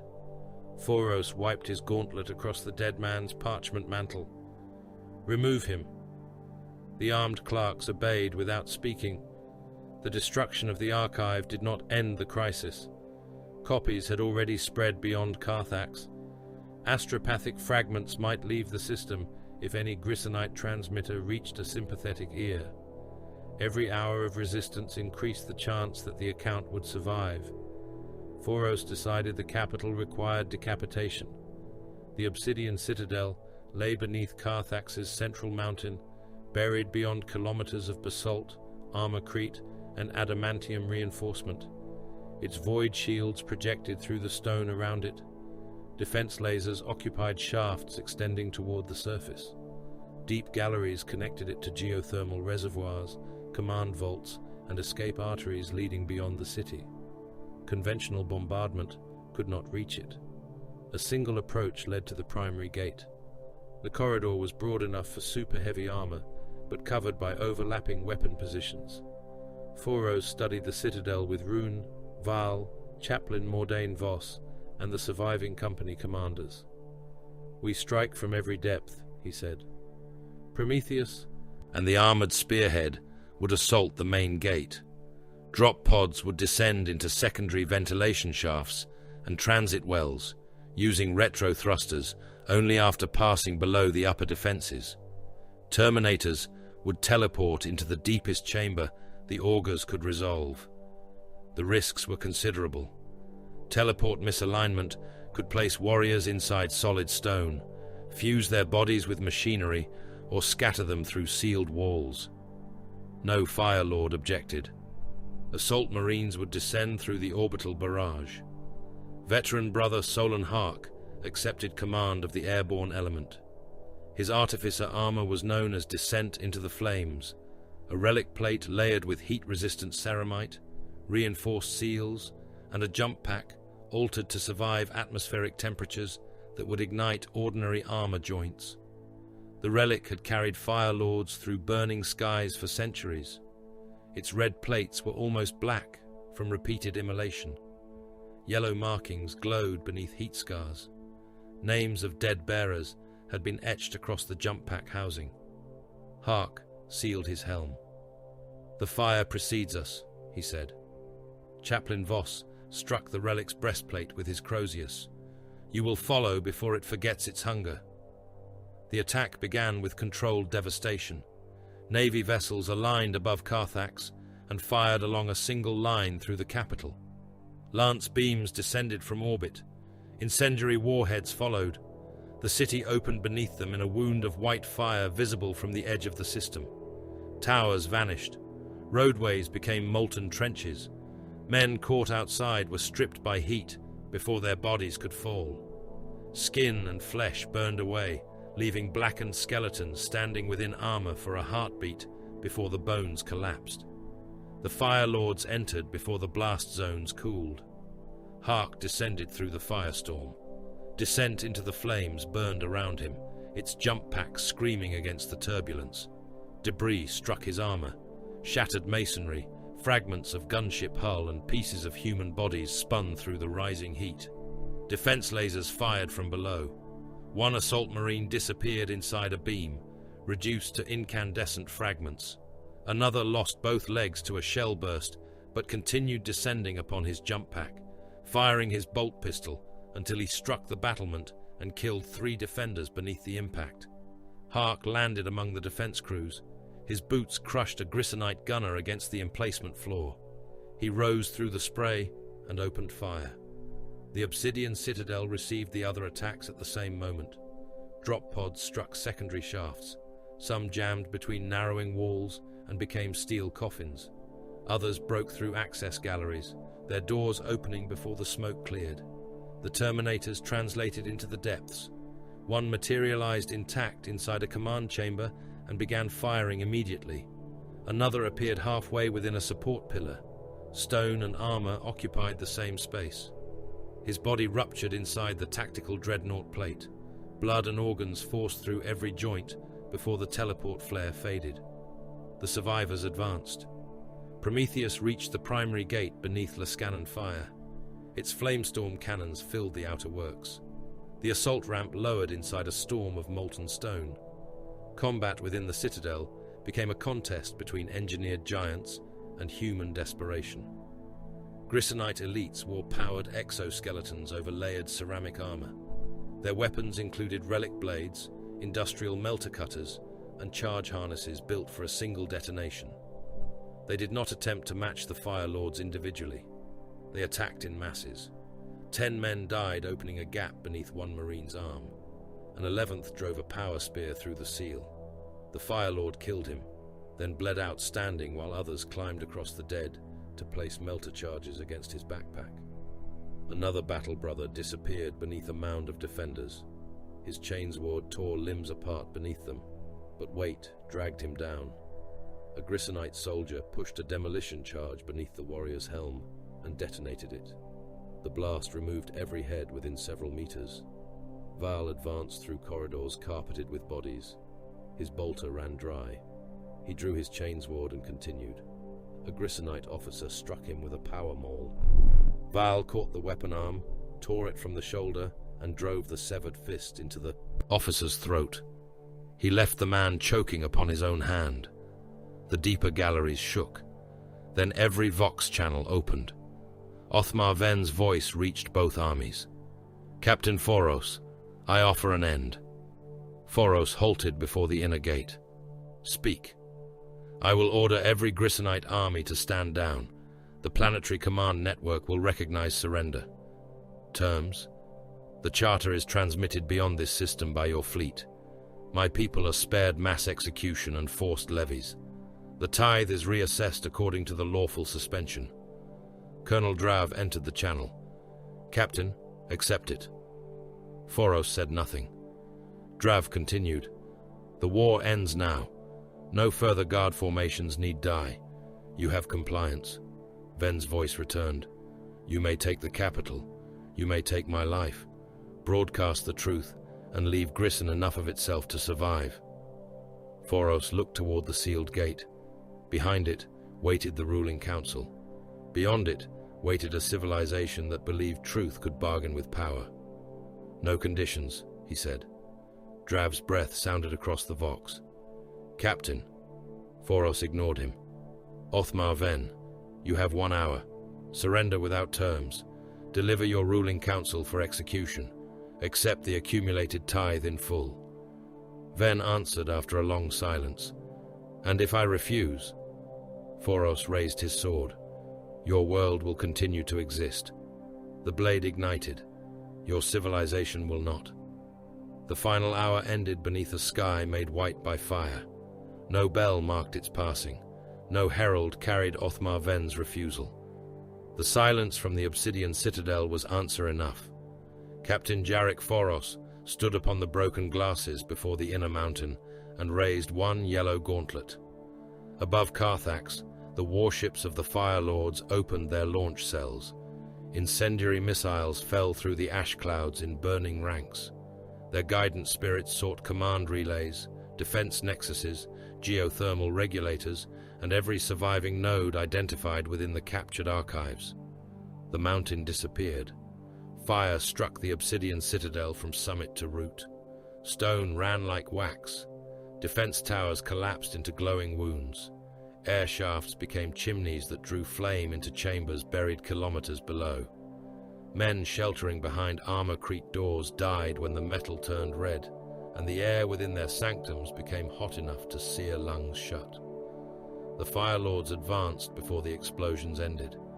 They entered through falling debris and sheets of molten rock, their red battle plate blackening beneath the heat. Drop pods struck secondary shafts, while the stone still convulsed. Assault marines descended through burning clouds and landed among defenders who had not yet risen from the floor. This was the doctrine of the chapter, stripped to its purest truth. Fire first, impact before recovery, annihilation at the distance of breath. Prometheus led the final assault. The Land Raider's hull was cracked from the canyon ambush. One track dragged loose links through the rubble. Fuel leaked across its side in burning streams. wrapping the vehicle in a mantle of orange flame. Forge brother Cordale Rune remained fused to its systems through the command relay, his voice issuing from the vehicle's external vox grill like the judgment of a furnace god. Gate within range. The twin flamestorm cannons fired. Burning promethium struck the inner portal and spread across its surface. The weapon housings glowed dull red, then orange. Coolant vapor hissed from the sponsons. The fuel found ventilation seams, maintenance slots, and the narrow channels around locking pistons. Inside the gate machinery, engineers burned at their stations. Some died before they could scream. Others ran with tools fused into their hands, skin peeling from their backs beneath thermal robes. Fire entered the hydraulic chambers and turned lubricant into flame. Internal seals softened. Locking bars bent under their own weight. Prometheus continued firing until the gate ceased to resemble a gate. It became a wall of molten metal, held upright by failing supports. "Advance," Rune said. The Land Raider struck it. The first impact split the weakened center. The second tore locking mechanisms from the mountain. On the third, Prometheus drove through, its burning hull pushing a tide of liquid armor before it. The assault ramp lowered while fragments of the gate were still falling across the roof. Veteran Sergeant Acastian Val charged from the troop bay. The central command hall opened beyond the breach, vast enough to contain a cathedral. Tactical displays rose from tiered pits. Grissonite officers crowded around command lecterns, while signal adepts shouted into failing vox relays. Bolters spoke. The first volley crossed the chamber with disciplined precision. Officers burst across their displays. One man took a mass-reactive shell beneath the shoulder blade. The detonation tore open his chest and hurled his ribs, lungs, and heart across a hololithic map of the northern continents. Another shell struck a signal master through the neck. His head separated in a spray of teeth and vertebrae, landing among the rune keys, while his hands continued transmitting orders for several heartbeats. The command guard advanced. They wore powered exoskeletons beneath black ceremonial armor. Relic blades burned in their hands. Melter charges hung from harnesses around their waists. They understood that skill would not save them. Their purpose was to purchase seconds with flesh. Val met them with his chainsword. The blade opened the first man from hip to sternum. Its teeth caught the pelvis, broke through the spine, and dragged loops of intestine from the wound. The organs wrapped around the moving chain and were thrown across nearby cogitator banks in glistening ropes. Brother Caldras fired his flamer into a shield line. Fire crawled around the edges of the barriers and entered the armor behind them. Men burned upright, trapped inside powered harnesses that refused to release their limbs. A plasma volley crossed the chamber. Brother Morvain seized the nearest defender by the throat and tore his head free. The spine emerged from the neck in a wet column of bone and nerve. Morvain held the headless body before him as the plasma struck.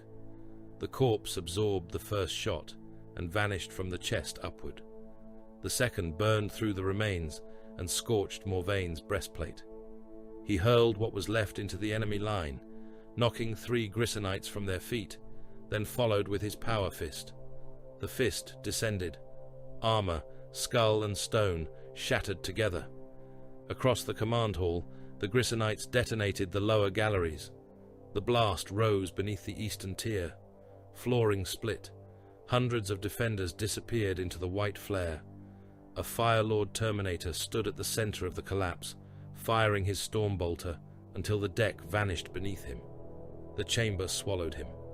Rock, machinery, and bodies fell into the void below. Grissonite soldiers leapt after him, carrying melter charges and demolition packs. Their combined detonation brought down 3 levels of the citadel. The Terminator vanished beneath thousands of tons. The defenders died with him. When the dust settled, Apothecary Damus Rex descended into the ruin. He found the warrior beneath fused stone and armor. The tactical dreadnought plate had collapsed inward. One gauntlet protruded from the rubble, fingers still clenched around the remains of a power sword. Rex cut through the dead. His narthecium blades passed through grissonite bodies, compressed into the Terminator's armor. Human bones had melted into ceramite. Several defenders were fused against the warrior's chest, their faces flattened into the plate. Rex opened the breastplate. Black blood and liquefied organs poured across the rubble. He reached between shattered ribs, found the progenoid gland, and sealed it inside a preservation capsule. The chapter's future mattered. The men who had died burying it did not. Val fought deeper. Every corridor led toward the Hall of Continuance.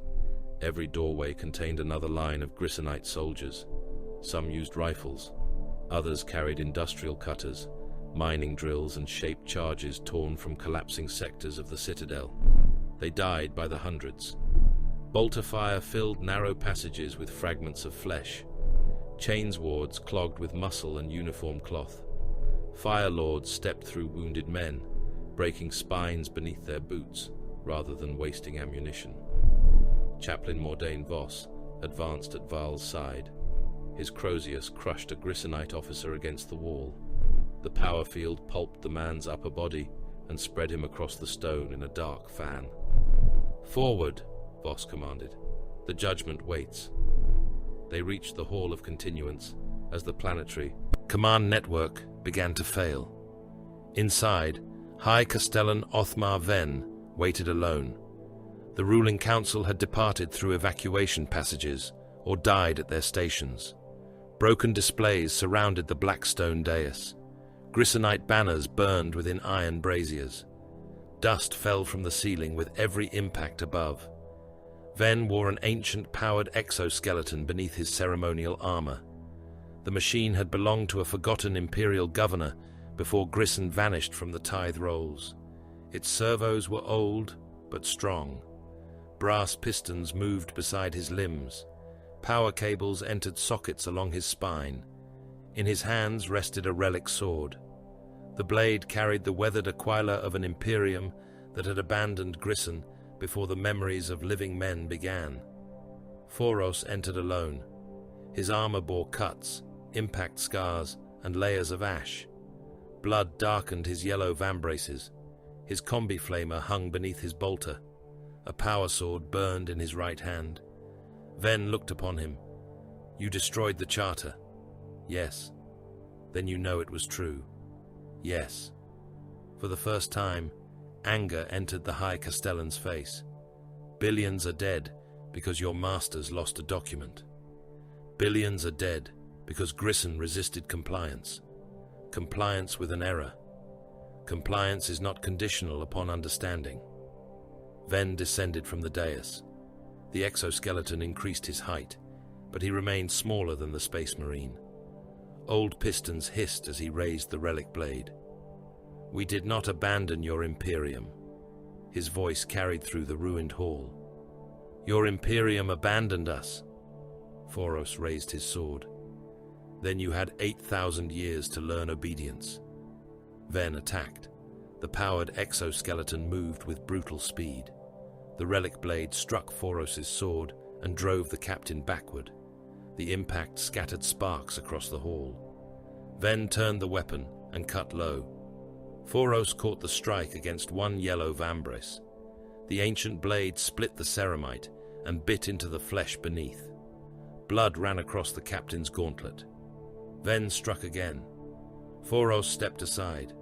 The relic blade carved through the stone dais and sent black fragments across the floor. The High Castellan withdrew before the counterstroke. His exoskeleton absorbed the motion and returned him to guard. "You can bleed," Venn said. "All things bleed." Foros advanced. Their blades met in a shower of light. Venn fought without elegance. Every strike carried the strength of the powered frame and the desperation of a man whose world was dying around him. He wounded Foros a second time, cutting across the captain's breastplate. Foros did not slow. His return strike severed one of the exoskeleton's shoulder pistons. The machine lurched. Venn rotated the damaged side and drove his elbow into Foros's helm. Ceramite cracked. Foros seized the arm. Venn tried to wrench free. The captain twisted. The exoskeleton resisted for one heartbeat, then its elbow assembly broke. Metal folded. The arm inside broke with it. Bone pierced Ven's sleeve. He cried out and struck with the relic blade in his remaining hand. Foros caught the wrist. His gauntlet closed. The bones collapsed.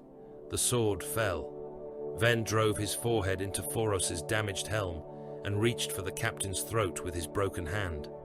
Foros struck him once in the chest. The exoskeleton's breastplate caved inward. Ribs broke beneath it.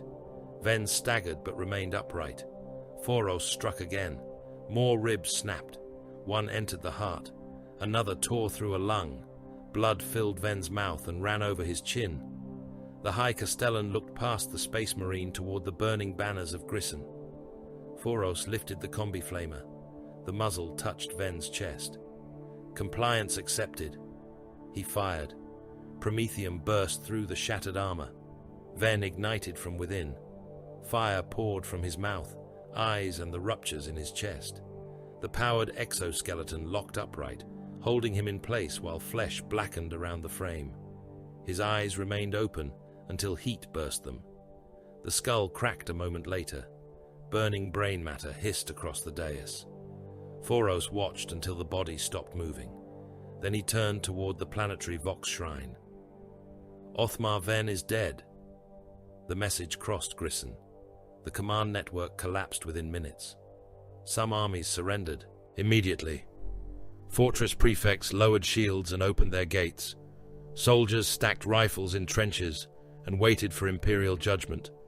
Others continued fighting. They no longer possessed a unified command structure, but they still possessed weapons and hatred. Regional councils assumed authority. Armor columns launched attacks without expectation of reinforcement. Civilian militias burned supply depots rather than surrender them. Several fortress commanders activated nuclear demolition charges. The first detonation erased a mountain city and the 3 guard divisions surrounding it. A white sphere opened upon the horizon. The shockwave arrived seconds later, flattening forests and hurling tanks across the ground. More followed. Across Grissom, mushroom clouds rose through the ash. Imperial troops advanced beneath them. The Fire Lords began the executions before the capital had fully fallen. Captured generals, engineers, preachers, signal masters, and civic leaders were chained to fuel towers erected in the public squares. Surviving populations were marched from shelters and forced to watch. Promethium was poured over the prisoners. Chaplain Voss recited the Articles of Compliance. This punishment is not revenge. Revenge belongs to wounded pride. This is instruction.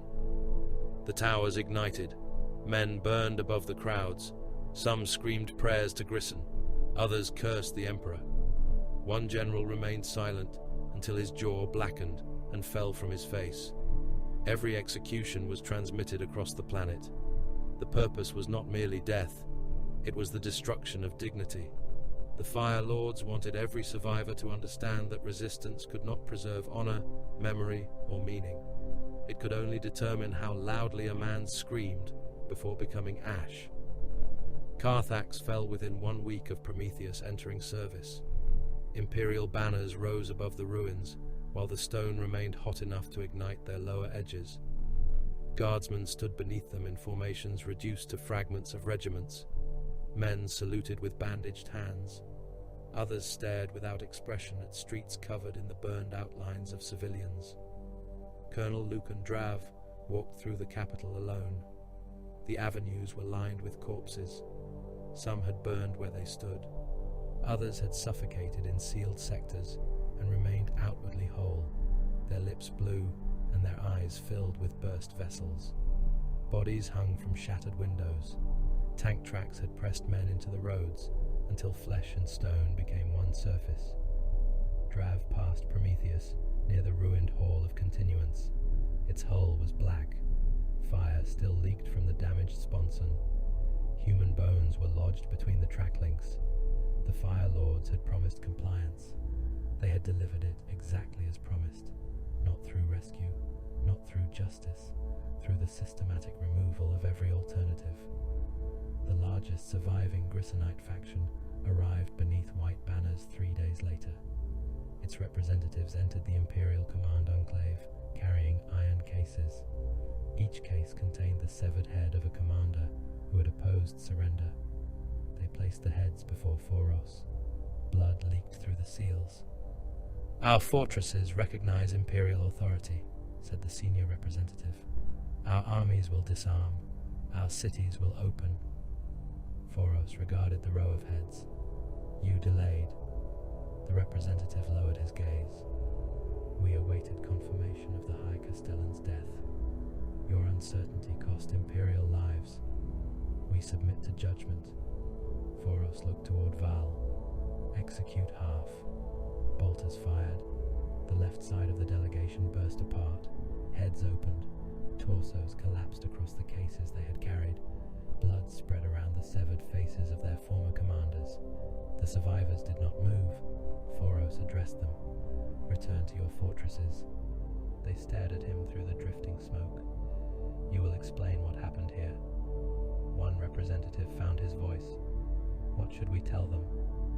Foros looked beyond him, toward a world still burning beneath its pale sun. "Tell them the price of Imperial patience." 1 month after Prometheus first entered battle, Grissom was declared compliant. The declaration came before the fires had died.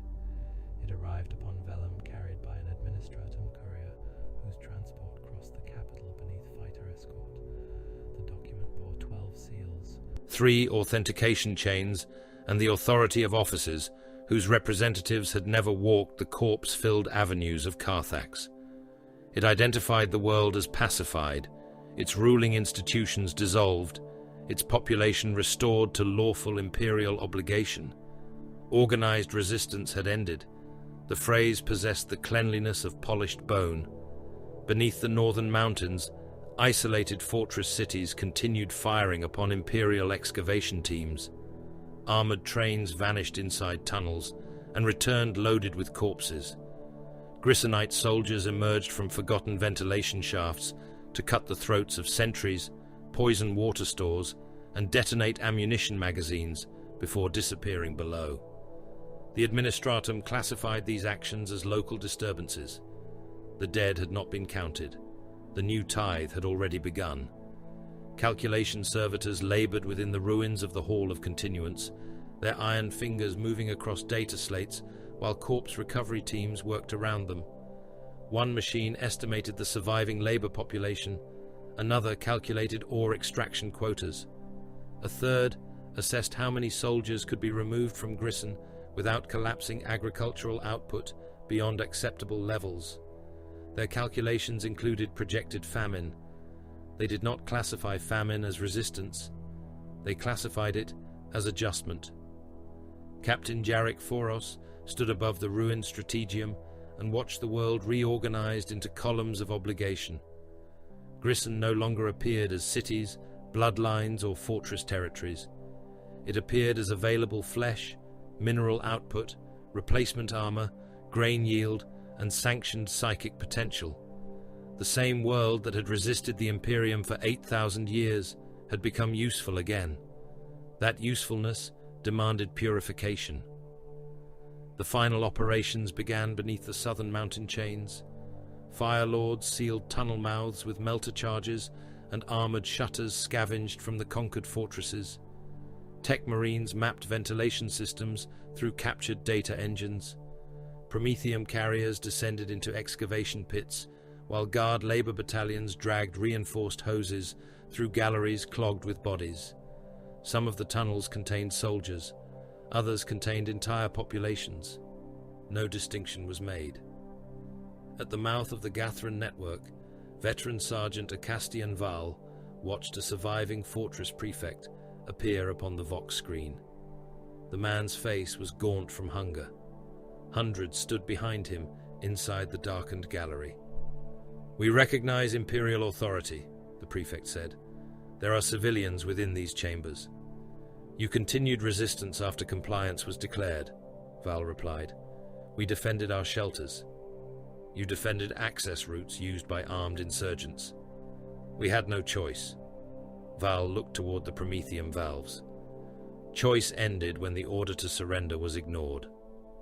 The prefect leaned closer to the picked lens. There are 3 million men below. Then the lesson will reach 3 million witnesses. The channel closed. Servitors opened the valves. Promethium entered the ventilation network under pressure. It flowed through cooling shafts, water conduits, and sealed habitation galleries. Fortress inhabitants smelled the fuel before they understood what it was. Men tried to block vents with blankets, clothing, and their own bodies. Others broke through internal walls seeking deeper chambers. The fuel found them. Val lowered one gauntlet. Ignition charges fired. The mountain breathed flame. Fire erupted from surface vents kilometers apart. Columns of burning gas rose through the ash clouds. Rock split beneath internal pressure. Human bodies were thrown from access shafts, already blackened, trailing fire from open mouths and ruptured abdomens. Inside the network, men died by layers. Those nearest the vents became shadows burned into stone.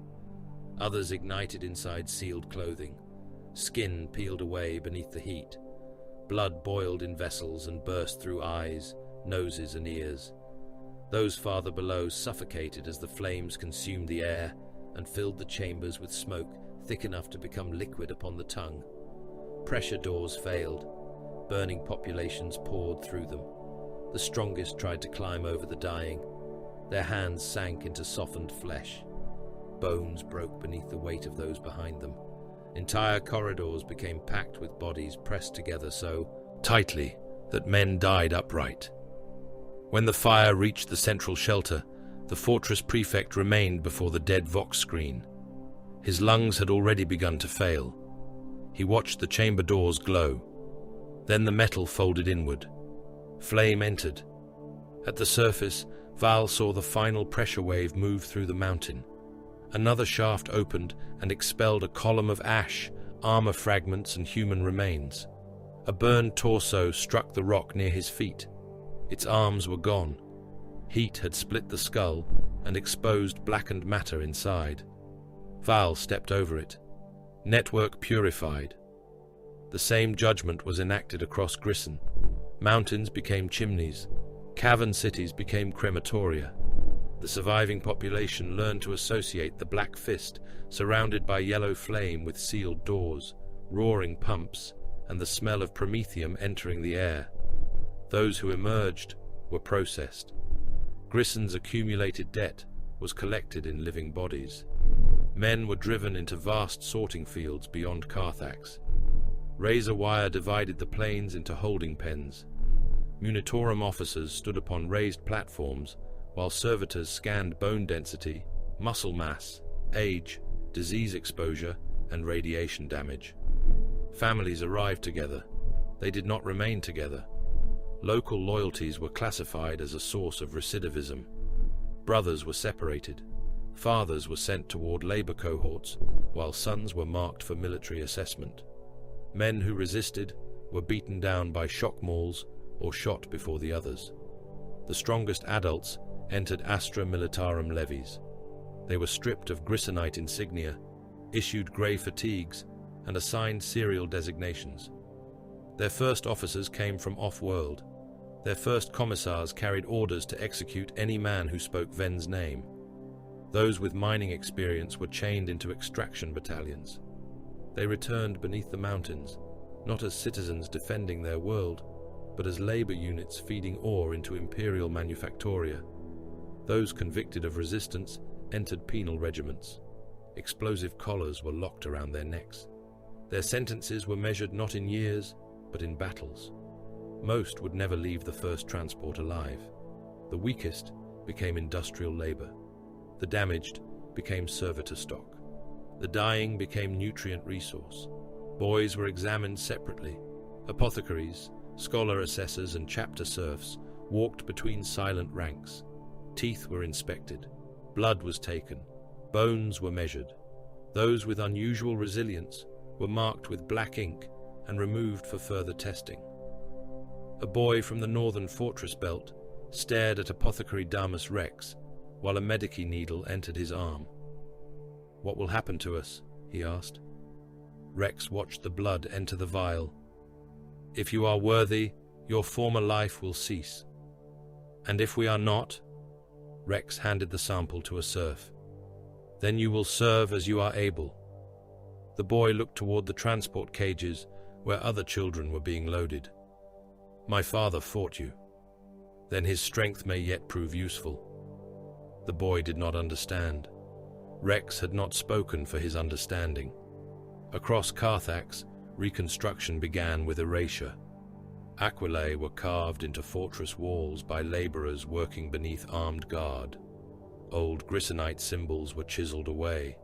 Statues of regional founders were pulled down and replaced by iron saints, administratum seals, and images of the emperor enthroned above burning worlds. Ecclesiarchal priests entered the surviving districts.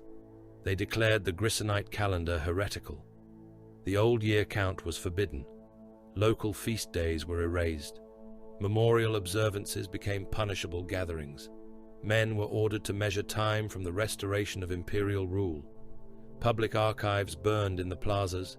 Histories, family records, military chronicles, and accounts of the long isolation were carried into pyres. The recovered charter had already been destroyed, but every reference to it was hunted through lesser records and private libraries. Possession became sedition. Repetition became treason. Othmar Ven's name became unlawful. It was removed from monuments, command rosters, and death rolls. Men caught writing it were executed. Priests taught that no High Castellan had defended Grison, because no lawful authority had existed before compliance. The Imperium did not merely conquer the past, it replaced it. Colonel Lucan Drav received his promotion in the shadow of a burned cathedral. Lord General Heth Varro pinned the new insignia to Drav's uniform, while regimental standards moved in the hot wind. The surviving soldiers cheered when ordered. Their voices were weak, but training carried them through the sound. Drav looked across their ranks. Most formations contained more gaps than men. Some regiments had combined so many times that no soldier knew which original banner he served beneath. Bandages covered faces. Replacement limbs had been fashioned from metal braces and weapon stocks. Men leaned upon rifles because they could no longer stand without them. Varro raised Drav's arm. "General Lucan Drav, victor of Carthax." The soldiers cheered again. Drav saw the dead behind every face. He found Foros after the ceremony near the ruined furnace gate. Prometheus stood beyond the captain, surrounded by tech marines and repair servitors. Workers were cutting bodies from its tracks. "Captain," Drav said. Foros turned. His armor had been cleansed, but the split in one yellow vambrace remained. The wound beneath it had already closed. "I have one question. You have asked many. Were the casualties necessary?" Foros looked toward the soldiers marching through the gate. "Necessity is a word used by those without authority." Drav's jaw tightened. "That is not an answer. It is the only answer your rank permits you to understand. Millions of our men died to draw fire from your advance. They fulfilled their function. You could have sought another method. I did." Prometheus's engine turned over behind him. Drav followed the captain's gaze. The modified Land Raider had broken the fortresses, entered Carthax, and ended the war. Its success had been purchased with armies. You call that justification? I call it victory. Drav looked upon the red giant and understood that no promotion, medal, or record of service could alter what he had become. He had survived because others had been positioned to die first. The Imperium called that command. The Fire Lords counted their dead differently. Every fallen battle brother was named. The rite took place aboard the cauterizing hand within a vault lined by empty armor stands. Recovered war gear had been cleansed and arranged beneath individual banners. Helms rested upon iron plinths. Broken swords lay beside repaired bolters. Gene seed capsules glowed within stasis shrines watched by apothecaries.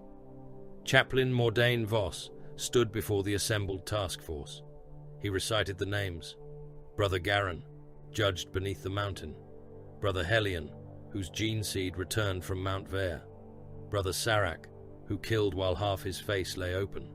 Brother Malcor, who fought with a ruptured lung in the ossuary dark. The dead continued. For each, Voss named battles, wounds, and final deeds. Nothing was forgotten. Every recovered progenoid gland was catalogued. Every surviving weapon was purified in flame and returned to the chapter's armories. The Fire Lords struck their stone teeth together after each name. Sparks fell through the dark chamber. No one named the Grissonite dead. No one named the guardsmen burned inside the sealed districts, buried beneath Carthax, or sacrificed across the Sable Plain. Billions became figures in a campaign ledger. Astartes became memory. Forge Brother Rune completed the schematics, while still joined to Prometheus. New augmetic limbs had been prepared for him, but he refused installation until the design rites were finished. His remaining flesh rested within the armored cradle, while Nuspheric streams passed through the Land Raiders' command shrine. He recorded every alteration: pressurized fuel systems, reinforced coolant arrays, modified sponson mounts, flamestorm cannon tolerances, troop bay reconfiguration, assault ramp integrity, close-range multi-melter integration. The design was transmitted through astropathic and mechanicus channels to approved Space Marine armories. It was classified as a specialized pattern for bunker purification, siege assault, and close engagement within fortified terrain. Prometheus would not leave the Fire Lords. Its armor bore the wounds of Grisson. Cracks crossed the forward hull. One track assembly remained permanently misaligned. Human ash had fused so deeply into the mechanisms that even forge cleansing could not remove it. Rune considered the residue sacred. A reply reached the forge from an ancient armory registry.